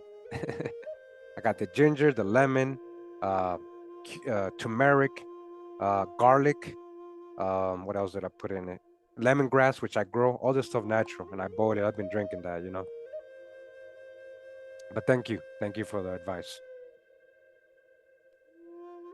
So it is now known quite definitely that the Recha Hecrians, who won a battle against the allied Powhatan Indians and Virginia colonists. In 1656 were not Cherokee, and there is no certainty that the Rico Hawkins of whom Lederer speaks were of that tribe. So, you see, they're not Cherokees. I'm trying to tell you. One of the earliest appearances of the name in English narratives is in Woodward's account of his visit to the Westo town on Savannah River in 1674, in which he states that the Cowato and Choracay Indians lived on the head branches of the Savannah. In 1684, the South Carolina government is said to have made a treaty with the Cherokee signed by 5 chiefs of Toxawa and 3 of Kiowa. In 1690, we are informed that James Moore and Colonel Morris Matthews journeyed across the Appalachian Mountains in order to discover gold, but retired on account of the difference with the Indians. In 1693, some Cherokee chiefs went to Charlestown to ask protection against their enemies, the Catawbas, right? Shawnee, so I told you the Cherokee and Catawba ain't getting along. There's beef there. There's still beef now. You know, that's an inside beef that only like Catawba people or Cherokee kind of know. You know, they may be missing the context as to why, but you know, they forget who started what first. Who started the beef first? That's the thing people try to forget. They want to be the good guys only. Yeah. In 1693, some Cherokee chiefs went to Charleston to ask for, okay, we got that. Yeah, protection against their enemies, the Catawba, the Shawnee, and Congaree. About 1700 guns were introduced. So they went and got guns, huh, the Cherokee. And in 1711, traders began to arrive. 2 years later, 310 Cherokee took part in Moore's expedition against the Tuscarora under Captain Hartford and Thurston. 70 Cherokee joined the Catawba and other northern Indians at the outbreak of the Yamasee War, but they soon withdrew in peace with the English followed. In the course of the negotiation, a British detachment under Colonel Chicken, Colonel Chicken, Montgomery Chicken, KFC, what are you talking about? Penetrated into the heart of the Cherokee country. About the same time, they and the Chickasaw together expelled the Shawnee from the Cumberland Valley. In 1730, Sir Alexander Cummin set out on a self-constituted mission to the tribe. A peace ceremony was held, and 7 Indians were taken on a visit to the English court. As early as 1701, a party of 5 French Canadians had penetrated the Cherokee country on their way from the Mississippi to Carolina, and the discovery of a supposed Frenchman in the tribe, a Frenchman in the Cherokee, huh? In 1736, frightened the English into believing that France was pushing political designs in that quarter. This man, often represented as a French Jesuit, was a Swiss named Christian Gottlieb Reibert. We actually have read about him. An economic dreamer who hoped to set up an ideal state among natural men. We definitely read about him, now that I remember. Far from the petty conventions of Europe, right? Christian, he did that with the Cherokee. He was at least captured and imprisoned in Frederica, Georgia, where he died. In 1738, what appears to have been the first smallpox epidemic to visit this tribe broke out. During the very early colonial period, part of the Tuskegee and part of the Yuchi came to live among the Cherokee. You see, now they probably became Cherokee too, you see. You forget you're actually Yuchi or Tuskegee. In the 18th century, the Cherokee gradually pushed their settlements down the Tennessee River until they came into direct contact with the Creeks. The contests which followed seem generally to have favored the Cherokee and are said to have culminated in the great victory of Taliwa in 1755, after which the Creeks withdrew from the Tennessee Valley. Farther east of the Creeks appeared to have remained undisturbed in the upper Coosa Valley until European settlers began to push the Cherokee from some of their northern towns, when the Creeks gave them permission to occupy the valley of the Coosa as far down as the mouth of Wills Creek including the entire valley of the Kosawati, Old Creek Place. At the outbreak of the French and Indian War, the Cherokee assisted their English neighbors, in the expedition against Fort Duquesne. But in 1759, the injudicious and high-handed acts of their allies drove them into war. They destroyed Fort Loudon, which had been established in the heart of the country, after defeating a force of over 1,600 men under Colonel Montgomery near the present Franklin, North Carolina. June 27, 1760. Next year, however, a second expedition led by Colonel Grant and numbering 2,600 men burned all the middle towns and the lower towns, having been devastated by Montgomery the year before, and reduced the Indians to such straits that they were obliged to sue for peace. Immediately afterwards, and at the solicitation of the chiefs, Henry Timberlake visited the Cherokee country, and later he conducted a party of chiefs to England. The date and occasion of the painting shown in, okay, so that's final peace between the English and the southern tribes was made in 1763, and immediately a tide of immigrants poured across the mountains into Kentucky and Tennessee, forcing the Cherokee repeatedly to cede more of their land in this direction. In 1769, they are said to have suffered a severe defeat at the hands of the Chickasaw, or Chickasaw Old Fields. At the opening of the Revolution, this tribe sided against the colonists, and in consequence, their lands were ravaged and their towns were repeatedly destroyed, particularly in the year 1776, when four distinct forces converged upon Cherokee territory. Although many attempts were made to restore peace, it was not finally brought about until 1794, when a conference held at Tellico Blockhouse November 7th and 8th brought the long series of contests to an end. During this same year, a party of Cherokee under Chief Bull crossed the Mississippi River. From this time, the removal progress of the Eastern Cherokee in the arts of civilization was steady. But just as steady was the flow of European population toward their borders and the demands for cession of more and more land. The first missions among them were established by the Moravians,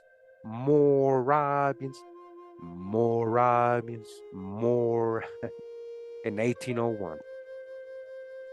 You see all these Europeans settling among them, right? Don't think so-called white.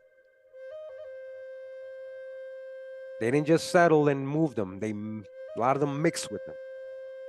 In the Creek War of 1813-14, they furnished decisive help, particularly in the final battle of Horseshoe Bend. Further cessions of land were made in 1817, and dissatisfaction was the terms of that treaty inspired Bow's band to remove into the Spanish territory of Texas, where with remnants of other tribes they settled along Angelina Neches and Trinity Rivers, and were joined later by the Tachi and other chiefs. In 1820, the Eastern Cherokee adopted a form of government modeled on that of the United States. Oh, yeah, I told you, they're not just settling and moving them, they're settling with them. That's why they adopted the United States government and became known as civilized. In 1821, Sequoyah submitted his syllabary to the chief men of the nation. They having approved it, the nation set to work to master it with marked success. Now, guys, remember, Sequoyah was mixed. Crypto Jew, crypto Moor, crypto Muslim. That's why his writing of the Cherokee had like this Arabic tone. Do you guys remember we've done the video? Sequoyah was mixed. He wasn't full Indian. That's why he's working with the government too. Like this is when you get deep down, get past the personal and biases and all that, you start seeing a real history. They haven't approved it. The nation set to work to master it with marked success. Next year, Sequoyah visited Arkansas in order to introduce his syllabary among the Western Cherokee, and he took up a permanent abode there in 1823. Parts of the Bible were printed in this syllabary a year later. And in 1828, the Cherokee Phoenix, a weekly paper in Cherokee and English, made its appearance. Pressure on those Cherokee remaining in the East was increased markedly by the discovery of gold near Dahlonega, Georgia. The local authorities resorted to violence to bring about their removal, and they were abetted openly by the federal government. Finally, the Treaty of New Echota, December 29th, 1835, providing for removal, was signed by an insignificant fraction of the tribe, and the tribe as a whole was held to strict observance of it by the authorities at Washington. A further movement of Cherokee to the west had indeed begun in 1829, and in 1838 to 39 the removal of the rest, the great bulk of the tribe under John Ross and the other principal chiefs was carried out by force, involving intense suffering on the part of the Indians and the loss of nearly one-fourth of their numbers, right? Trail of Tears, right? The Cherokee who had removed to Texas had obtained a grant of land from the Mexican government. But after Texas became an independent republic, this grant was disallowed. And in spite of the friendly attitude of General Sam Houston, who had been brought up among the Indians, Sam Houston brought up among the Indians, did you know that? A contest was precipitated in 1839 in which the Cherokee chief Bull was killed and his followers driven from the republic.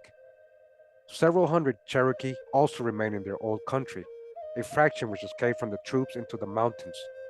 In 1842, these were given the right to remain and have a reservation in western North Carolina. Like I said, in western North Carolina and Tennessee, this was their stronghold. The bulk of the nation reestablished the government in what is now the northeastern corner of Oklahoma. They were at first torn by internal dissensions between those who favored removal and those who had opposed it, and during the Civil War between factions favoring the North and South, respectively. In 1867, the Delaware, and in 1870, the Shawnee were admitted into the nation. The what? The Delaware and Shawnee were admitted into the nation, huh? Cherokee? The Shawnee and Delaware Lenape admitted to Cherokee? Okay. As the outcome of 15 years of effort, the lands of the tribe were finally allotted to individuals and the Cherokee Nation came to an end March 3rd, 1906. What do you mean they became an end? John Ross was head chief of the main body of the Cherokee Nation during the troubled times before, during, and after the removal. Major Ridge was head of the removal party, and Ross' principal opponent, Tachi, was carried west when a mere boy with one of the first parties to cross the Mississippi, distinguished himself in wars with the Osage, and later joined Chief Bull's band in Texas. Another early emigrant was Tuan, Tu, or Dustu, Spring Frog, who was a noted ball player, huh? And hunter and was prominent among the Cherokees, auxiliaries in Jackson's army, right? Andrew Jackson's army, right? Jackson's army, auxiliary Cherokee, at the Battle of Emukfa and Horseshoe Bend. But I thought he was the enemy of all the Cherokees. Well, at some point they were helping him fight. Cherokee population. Mooney estimates that there were 22,000 in 1650. Now you see, like Mooney is famous for turning a lot of Catawbas, a lot of Siouans, a lot of Muskogee tribes, a lot of Pamunkey, Rappahannock, Algonquin tribes into Cherokee. So, but you see how all the numbers from what we read yesterday and today were very low. Now all of a sudden Cherokee got 22,000 people in 1600s, right? But the word Cherokee is nowhere around. In 1715, there were reported officials as follows: 11 in lower towns with a population of 2,100, 30 middle towns with 6,350, 19 upper towns with 2,760, total 60 towns with 11,210. The same year, Colonel Chicken was assured that a portion, evidently the middle and upper towns, had 2,370 fighting men, and this agrees very well with the figures above given. In 1720, we find one estimate of 10,000 and another of 11,500. In 1721 appears a census given of 53 towns, 3,510, warriors and a total population of 10,379. Now remember, a lot of Europeans settling with these people, they're including them too, guys. Like they have been very biased with the Cherokee tribes in history. And if you guys start doing the research, and you'll see what I'm talking about. Like, look how big this whole populace all of a sudden, the only tribe, everybody else got low numbers, right? And everybody else disappeared, right? There's a reason these tribes so-called disappeared, right? Supposedly disappeared, right? But the Cherokee have all these numbers, right? There's a reason for all this, guys. Like, I know you might not like what I'm saying right now, but this will help you understand things, you know? In 1729, there were said to be 20,000 Cherokee, including 6,000 warriors, distributed in 64 towns and villages, which agrees closely with the recollection of traders interviewed by Adair. They admitted at the same time that there was also a rapid decline in the next 40 years, and this borne out by the figure of 2,590 warriors given in 1755. Adair's informants agreed very nearly with this, about 2,300 warriors in 1761. A town by town census in 1808 and 9 gave a total population of 12,395 in the east. In 1819, it was estimated the tribe numbered about 15,000, of whom one third were already west of the Mississippi. A census taken in 1825 returned 13,564 in their old territories, and 10 years later, in 1835, there were 16,542, including 8,946 in Georgia.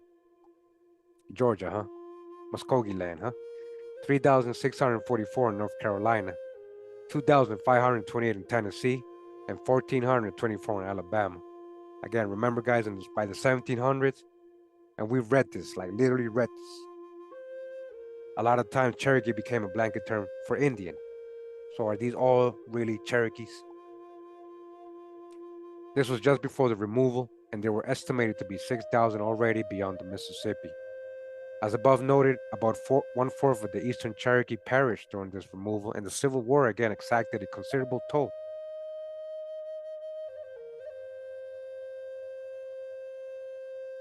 As above noted, one-fourth of the Eastern Cherokee perished. Okay, sorry, I got that. Mooney estimates that they then shrank from 21,000 to 14,000. Now, you might think I'm making this up, right? But we can prove Mooney reclassified many Indians and called them Cherokee. Like the Catawba could tell you this. People who know their history of their own tribe can tell you this. We have a video on the Cho one, right?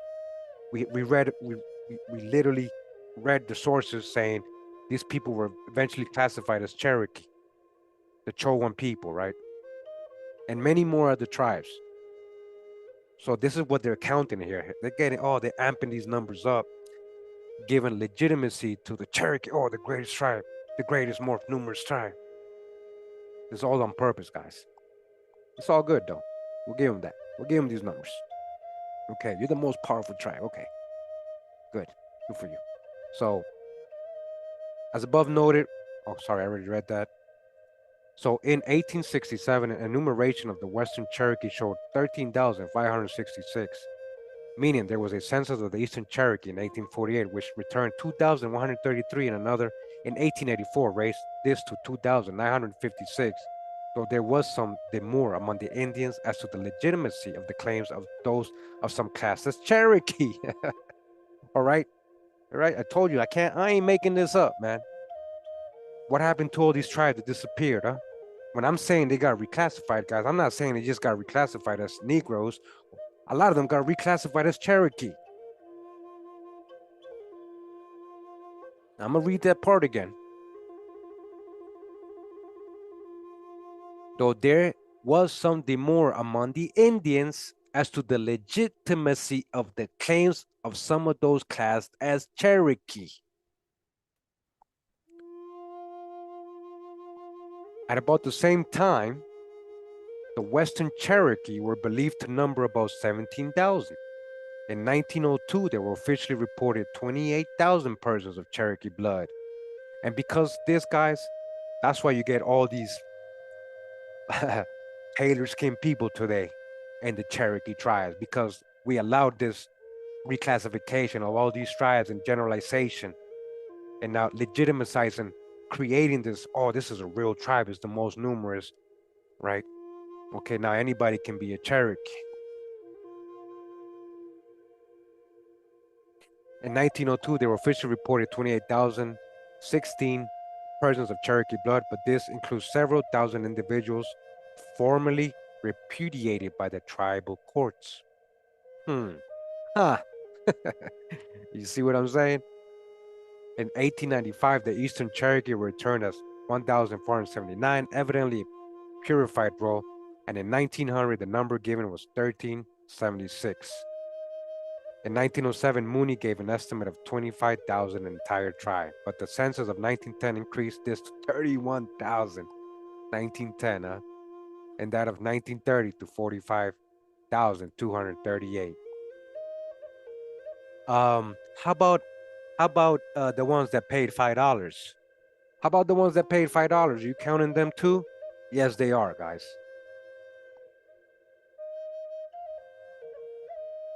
Yes, they are.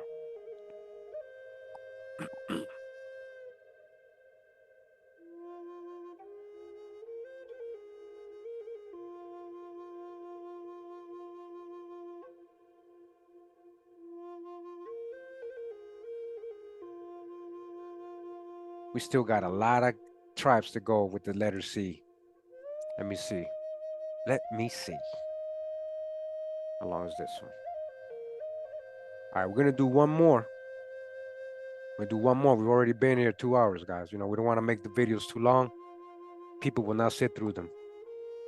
Okay. So we're gonna talk about the Chiaha, a tribe associated in its latter years, at least, with the Creek Confederation. We got a Creek tribe here, so-called Creek. That's not the real name. These Indians probably spoke a dialect very close to the Hichiti and are said to have separated from the Yamasee, though this may imply only former geographical contiguity, and of only a part of the tribe. Considerable confusion has been occasioned by the fact that there appear to have been two sections of this tribe in the 16th century. The name first appears in the Soto narratives applied to a province on an island in Tennessee River, which Brame has identified satisfactorily with Burns Island, close to the Tennessee-Alabama line. They were said to be subject to a chief of Coca, from which it may perhaps be inferred that the Creek Confederacy was already in existence. Early in 1567, Boyano, Pardo's lieutenant, Pardo. Guys, I don't know if you remember talking about the Cherokee, right? Sorry, I'm going back. Pardo's came with like a lot of soldiers, right? And his soldiers eventually ended up with the Cherokees, and they became part of the Cherokees. This is another of those numbers they're adding. This is what I'm trying to tell you. You can, we can prove this. We got the sources. We read the sources. I got a video on Juan Pardo. Go check it out. I'm not making this up, guys. All right, so Pardo's all over involved in all over here. Right? This black European. So Boyano, which is Pardo's lieutenant, in 1567 reached this town with a small body of soldiers and constructed a fort where Pardo joined him in September. When Pardo returned to Santa Elena shortly afterward, he left a small garrison here, which was later destroyed by the Indians. And that is the last we hear of this northern band of Chiaha.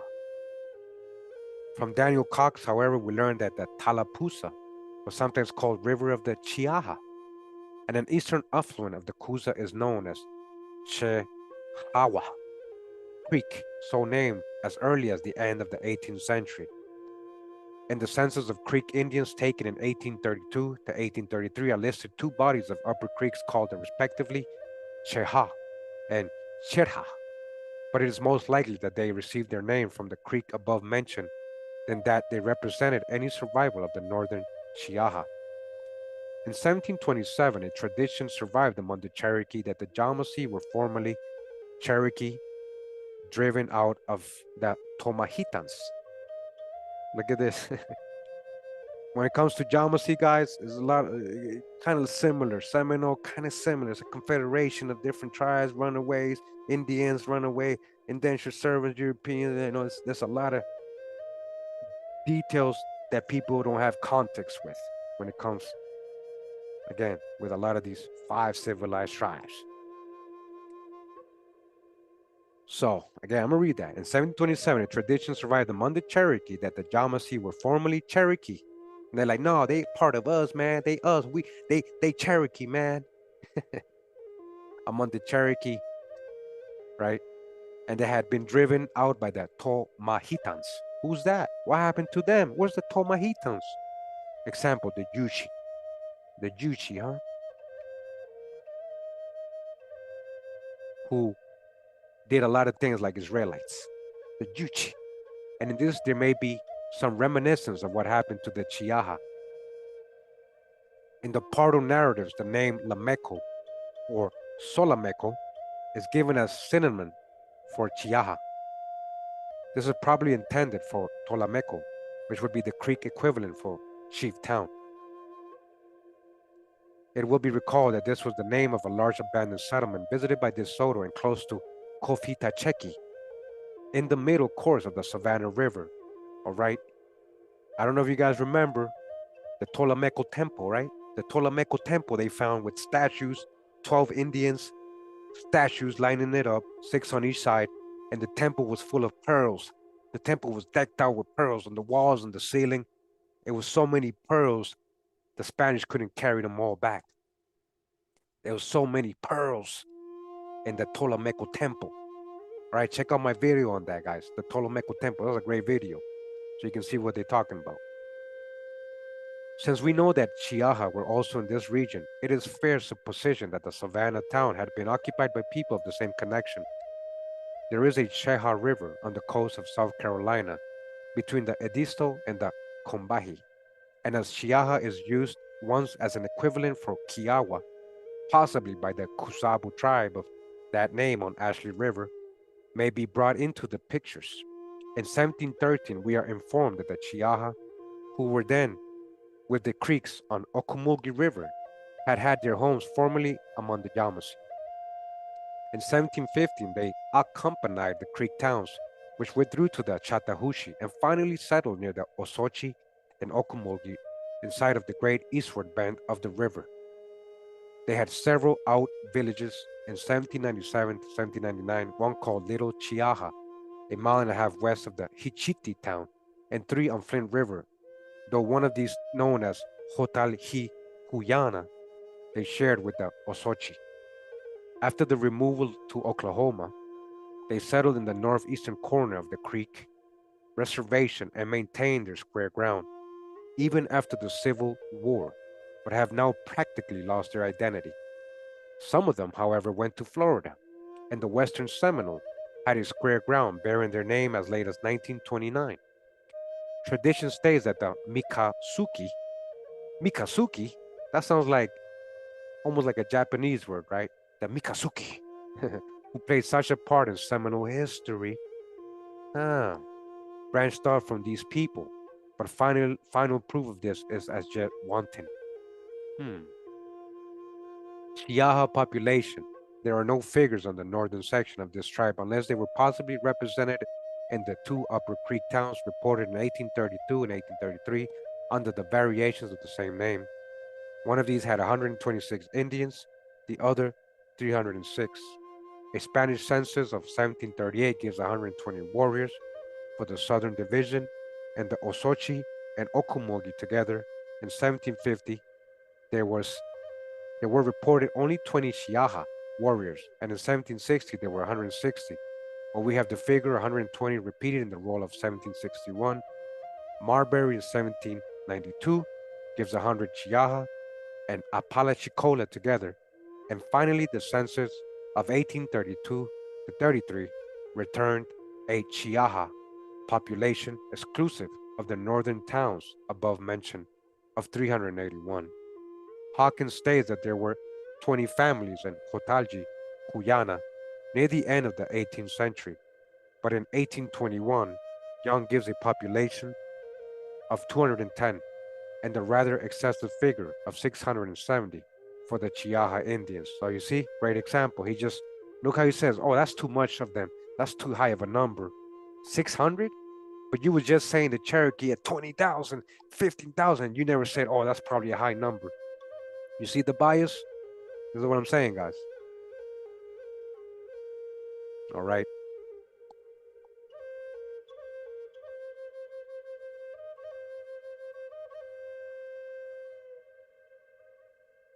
So we're gonna end it here for today, guys, because we got still a lot of reading to do, a lot of tribes to learn, a lot of details to get. You know. Again, this was the book, "The Indians of the Southeastern United States" by John R. Swanton. Okay. Classics of Smithsonian Anthropology.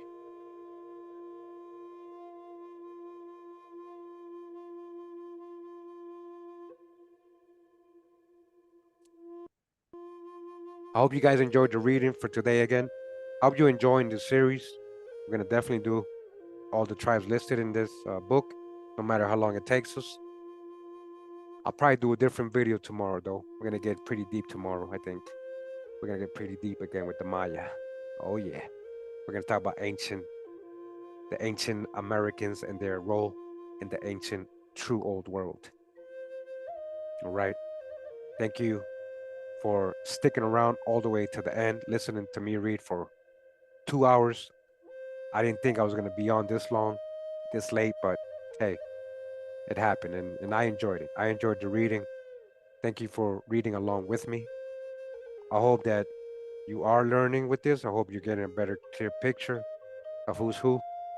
You know, we gotta dodge the hijack a little bit, but I hope you understand what I'm saying. I'm not trying to throw shade at Cherokee, not like that. I'm just trying to help you understand something, overstand something, you know. And because of that, that led to a lot of people who are not really that indigenous today, part of the Cherokee. So because of this same bias and made up history and literally trying to legitimize a certain people that probably didn't even exist before Europeans got here, like how they're saying they did. All right. And why is only certain tribes called five civilized tribes? What happened to all the other tribes? They're all not civilized. They're all just savages. You don't even know their names. You don't even know their names. That's why we're doing this. All right. Guys, now I have a crazy story. This happened right before I went live, and I would have went live a little earlier today, believe it or not. Like somebody contacted me yesterday. Like, hey, I'm from this tribe. I'm like, okay, good for you, and so he starts going on and on and on, and then about he finally gets to like a point talking about, you shouldn't talk about my tribe because you're actually giving assumptions and your own kind of corroborations that are not true. This might hurt our people, blah blah blah blah. And I was like, what are you talking about, man? Can you tell me what exactly you're talking about? And he never really got to the point. And then he starts talking about that they're in trial for federal recognition, and I'm gonna hurt them, and they might get denied because of my videos. I'm like, huh? Like, why would my video cause your tribe not to be recognized federally? Like, I would say opposite. My videos should help you get recognized. So I don't know. So once he got into the hijack like that, I'm like, and he wanted to get on a call with me and put me on a council. Like, listen to this story, guys. Like, this happened right before I got live. Literally gave me a headache. I'm trying to tell this guy, like, dude, just tell me when you're free. I don't want to text because I don't understand what you're talking about, man. You don't want to tell me. You don't want to be specific, and you sound like some of the trolls I get. You're starting to sound like some of the trolls I get. Like talking about I'm from Central America, and I shouldn't be talking about people that I don't know or not part of. I'm like, huh? I don't know what he was mad at because he never told me. Now he's a real weirdo, guys. Right? I'm not even gonna say his name, because I'm not trying to go, throw shit at anybody, but or who he represents. I'm not even gonna tell you the tribe he represents because whatever. Anyways, so like I got to the point that I got a little agitated. I'm like, I got a little annoyed at the person. Like, dude, stop wasting my time, man. Like, what are you talking about, man? Like, what are you talking about? Like, why would he even use my videos in court? Like, you make no sense. Like I'm not that famous, dude. Like nobody's really like federal government ain't watching me like that. Like, dude, if they are, I'm reading sources and genealogy. Like, there's no way if you got your shit together that I would cause you not to be federally recognized. If you guys got your shit together and you go to court, it's not about me. And then he starts talking about, people calling us and saying, hey, I think I'm part of your tribe because I live in the area. I'm like, what does that have to do with me, man? Like, I ain't telling nobody to call you. I don't even know you, man. You came out of nowhere. He's like, I don't know your intentions and all that. I'm like, what do you mean you don't know my intentions? You obviously don't watch me. And I hope he's listening right now. He probably not. He don't watch me, but I'm just saying. I'm like, you don't even know me, bro. Like, and you admitted you don't know me personally. You don't watch me. Because if you did watch me, you would know my intentions. I got to the point, I'm like, dude, oh, if you care about the indigenous community, you're gonna talk to us. No, so if I don't talk to this guy and his council, right? And his gang, whatever it is, I don't know, like his friends or whatever he is, because he's not being specific. And he's starting to talk more science talk. This is before I Googled him. Listen, my counsel wants to talk to you. Like, you trying to put me on trial. Like, nah, man, I ain't doing no counsel. If you want to talk to me, you talk to me directly. You mean you. I ain't talking to a bunch of people so y'all can gain up on me. Right? Anyways, so I got to the point where he's literally like talking, like he's being subliminal. He's trying to be polite, but he's really being subliminal. And he's like trying to put me like literally trying to put me on trial. Like, we need to talk to you. Like, we demand a council. My tribe demands a council. Right? Man, I'm like, you know what, dude? Like, I was gonna give you the time. I told him, man, you should have just came to me and said, hey, can I talk to you once? I want to catch up with you, get to talk to you. I probably would have said, yeah, man, we can talk anytime. I do that with everybody, guys. I gave everybody my time, man. I gave everybody my time. I'm not that important for nobody. I'm not like those other YouTubers. They're too important for you. They won't even respond to you. Try it out. You'll see. You guys have written to me on Instagram, Telegram, email, anywhere. You know that in general, I respond. You know what I'm talking about because most of you know I responded to you, right? Some people are like weird, like that, right? So I'm like really trying to get bothered. Like, this guy is really saying what he's saying, but he's not really trying to say it. I'm from Central America. I'm making my own. Like, you talking about like, wait. You sound like the people saying, don't talk about our people because you're from Central America. And I'm telling him, like, bro, it's like saying, don't talk about the Olmec because you're not from Central America. Would that be right for me to say that? Wouldn't that be ignorant for me to say that? But there's still so-called black folks who are telling me, don't talk about our people because you're not from here, because you don't know, never. How do you know I've never talked to people in your tribe? How do you know I haven't done genealogies? I've done hundreds of genealogies, guys. How do you know I haven't?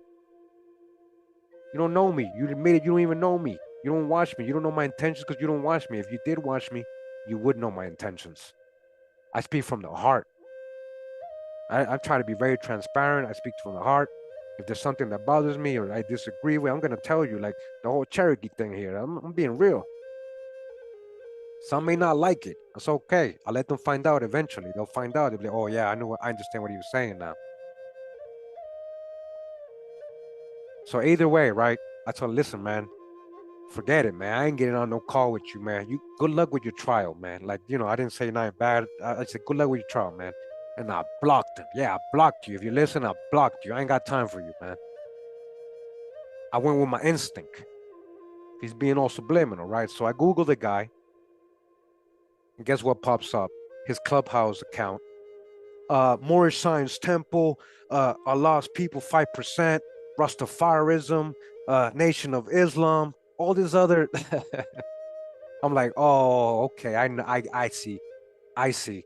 So you're so afraid of my videos hurting your trial because you ain't being real. You're being biased. You probably just want to be black Indian and that's it.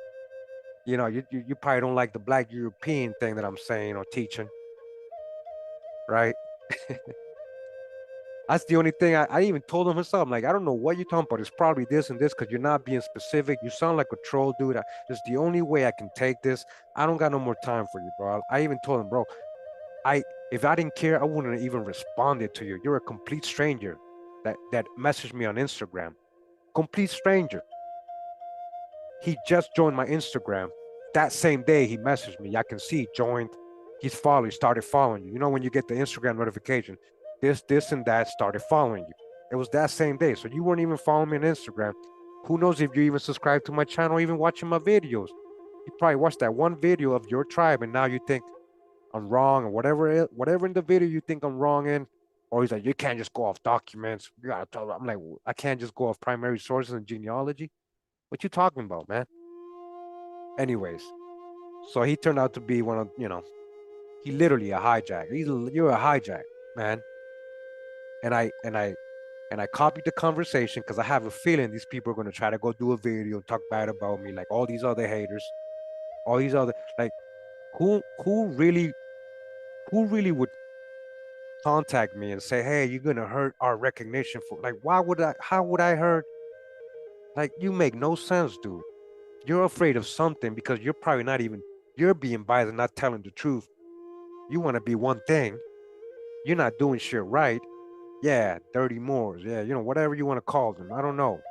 But, he tried to be respectful. I said, I appreciate you trying to be polite, but you're still talking shit in a different form. you know? But I didn't know I was going to find that he was what I thought he was. And he was, man. Like, they don't understand. I already see these people coming a mile away.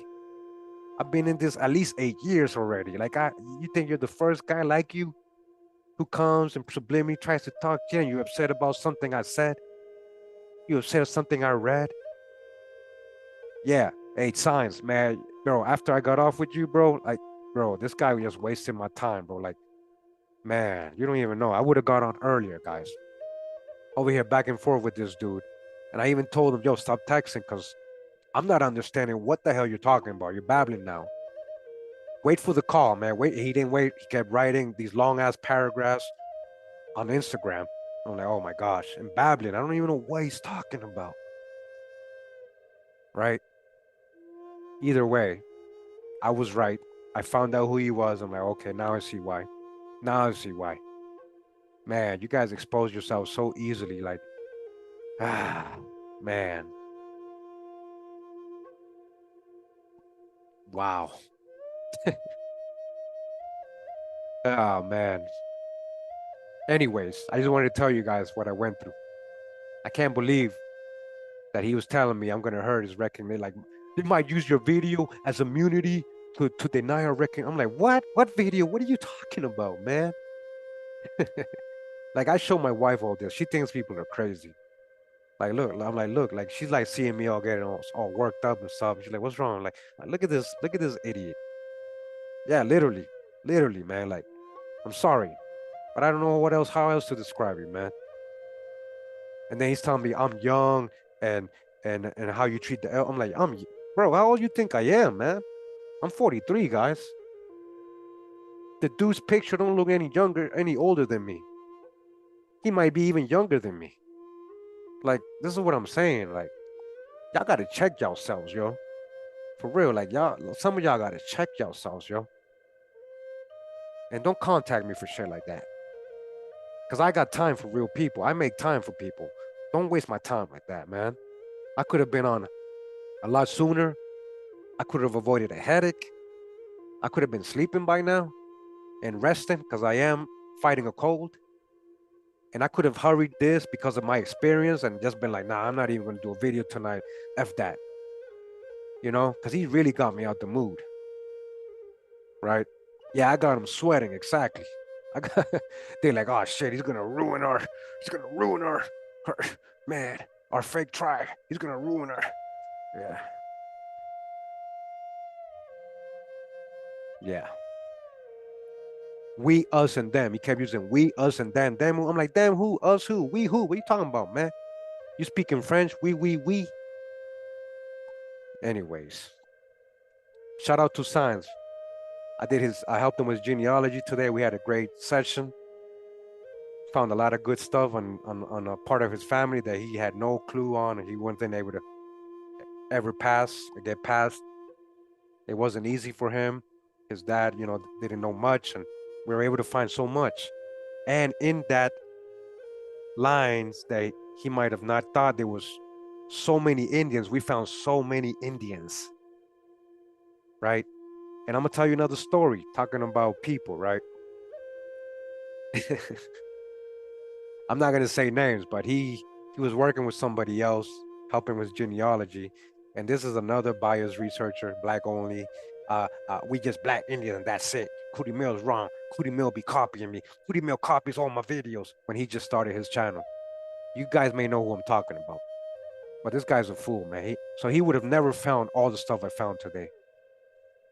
And I just want to say, there's levels to this, right? Everybody got it right. If you're a great basketball player, hey, there's levels to this.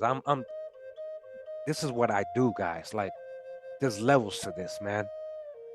I ain't playing, man. This is what I've been doing all my life. I didn't just join the bandwagon like homeboy who contacted me today, talking about I'm gonna hurt his record. Bro, you just found out, bro.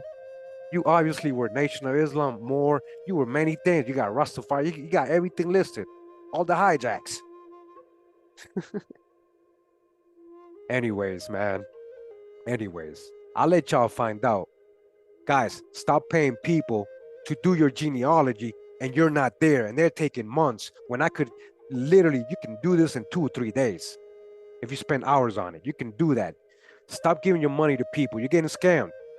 I want to expose him so he stops scamming other people, but I'm not going to do that, right? I'm not going to sink to his petty level and start naming him so people can go, nah, hey, Kurimeo was talking bad about you. Nah, man. I'll let people find out, but I'm going to tell you right now, guys, stop paying people to do your genealogy if you're not there sitting with them and you're seeing all the work they're doing.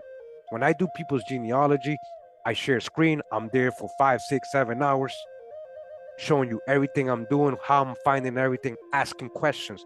This is not my family. Do you recognize this name? Do you? Yes, yeah. My dad told me. My mom told me about a story. Yeah. How can you? If not, I'd be driving blind. I'd be guessing. And that's what they do with your genealogy. Stop giving people your money. They scamming you guys. Don't be desperate like that. Learn how to do it on your own. I got the genealogy videos. I'm showing you. Like, try to do it on your own. Don't be giving people your money like that. And I'm not trying to hurt people's pockets. I'm trying to help people not get scammed.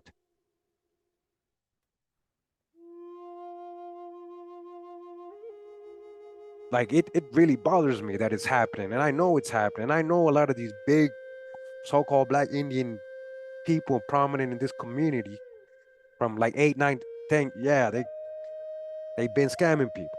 They're not doing it right. They're only looking for Indians. They're leaving everything else out. And because they might think, oh, this line don't have no Indians, they leave that whole line out. When you might actually find Indians in that line too. Yeah, I know who you're talking about. I know you know Andrea. Yeah, him. Like, what a clown, man. Anyways, says I copied him. He says I copied him. He really thinks I'm over there sitting watching his channel. Like, bro, I don't know who the hell you are. You came out of nowhere recently, bro. Like, you can just go to your channel, my channel, see who got older videos of the same topic that you're saying I'm copying you on. Either way, this ain't a competition. That's the whole point about these people, man. Nobody's competing, man. You want someone else. You want some other vibe. You acting like you're black European colonizer ancestors. That's what you acting like right now, bro. You ain't acting like your Indian ancestors. You got no love, bro. All you want is fame, money, clout, and to spread your biased history, interpretation of history. Yeah. If you're hearing me and you know, yeah, you know who, yeah. If you're hearing me in this, yeah, I'm talking about you, man. Yeah. Either way, just wanted to let you guys know what I went through. Yeah, information is meant to be shared. Talking about I did this first. Kurimeo's copying me. Man, y'all flatter yourself. I ain't watching y'all, man. Come on, man. Get over you. Get out your high horse. You fools. Get off your high horse, man. Yep. Anyways, I'm gonna go now, guys. I'm gonna go rest. Thank you for tuning in. Appreciate you guys understanding. Sometimes my babbling and my rants, and I'm a human, guys. You know. I'm not gonna try to be like a robot and be all proper and pretend I know everything and that. Oh yeah, no, no, no, no. We humans, man. We all learning. Anyways, I'm just doing my part. I'm just doing my part because I really care and I love doing this. Like history is my favorite subject. It always has been, and learning that a true history is even motivates me even more to like keep going. And then getting testimonies.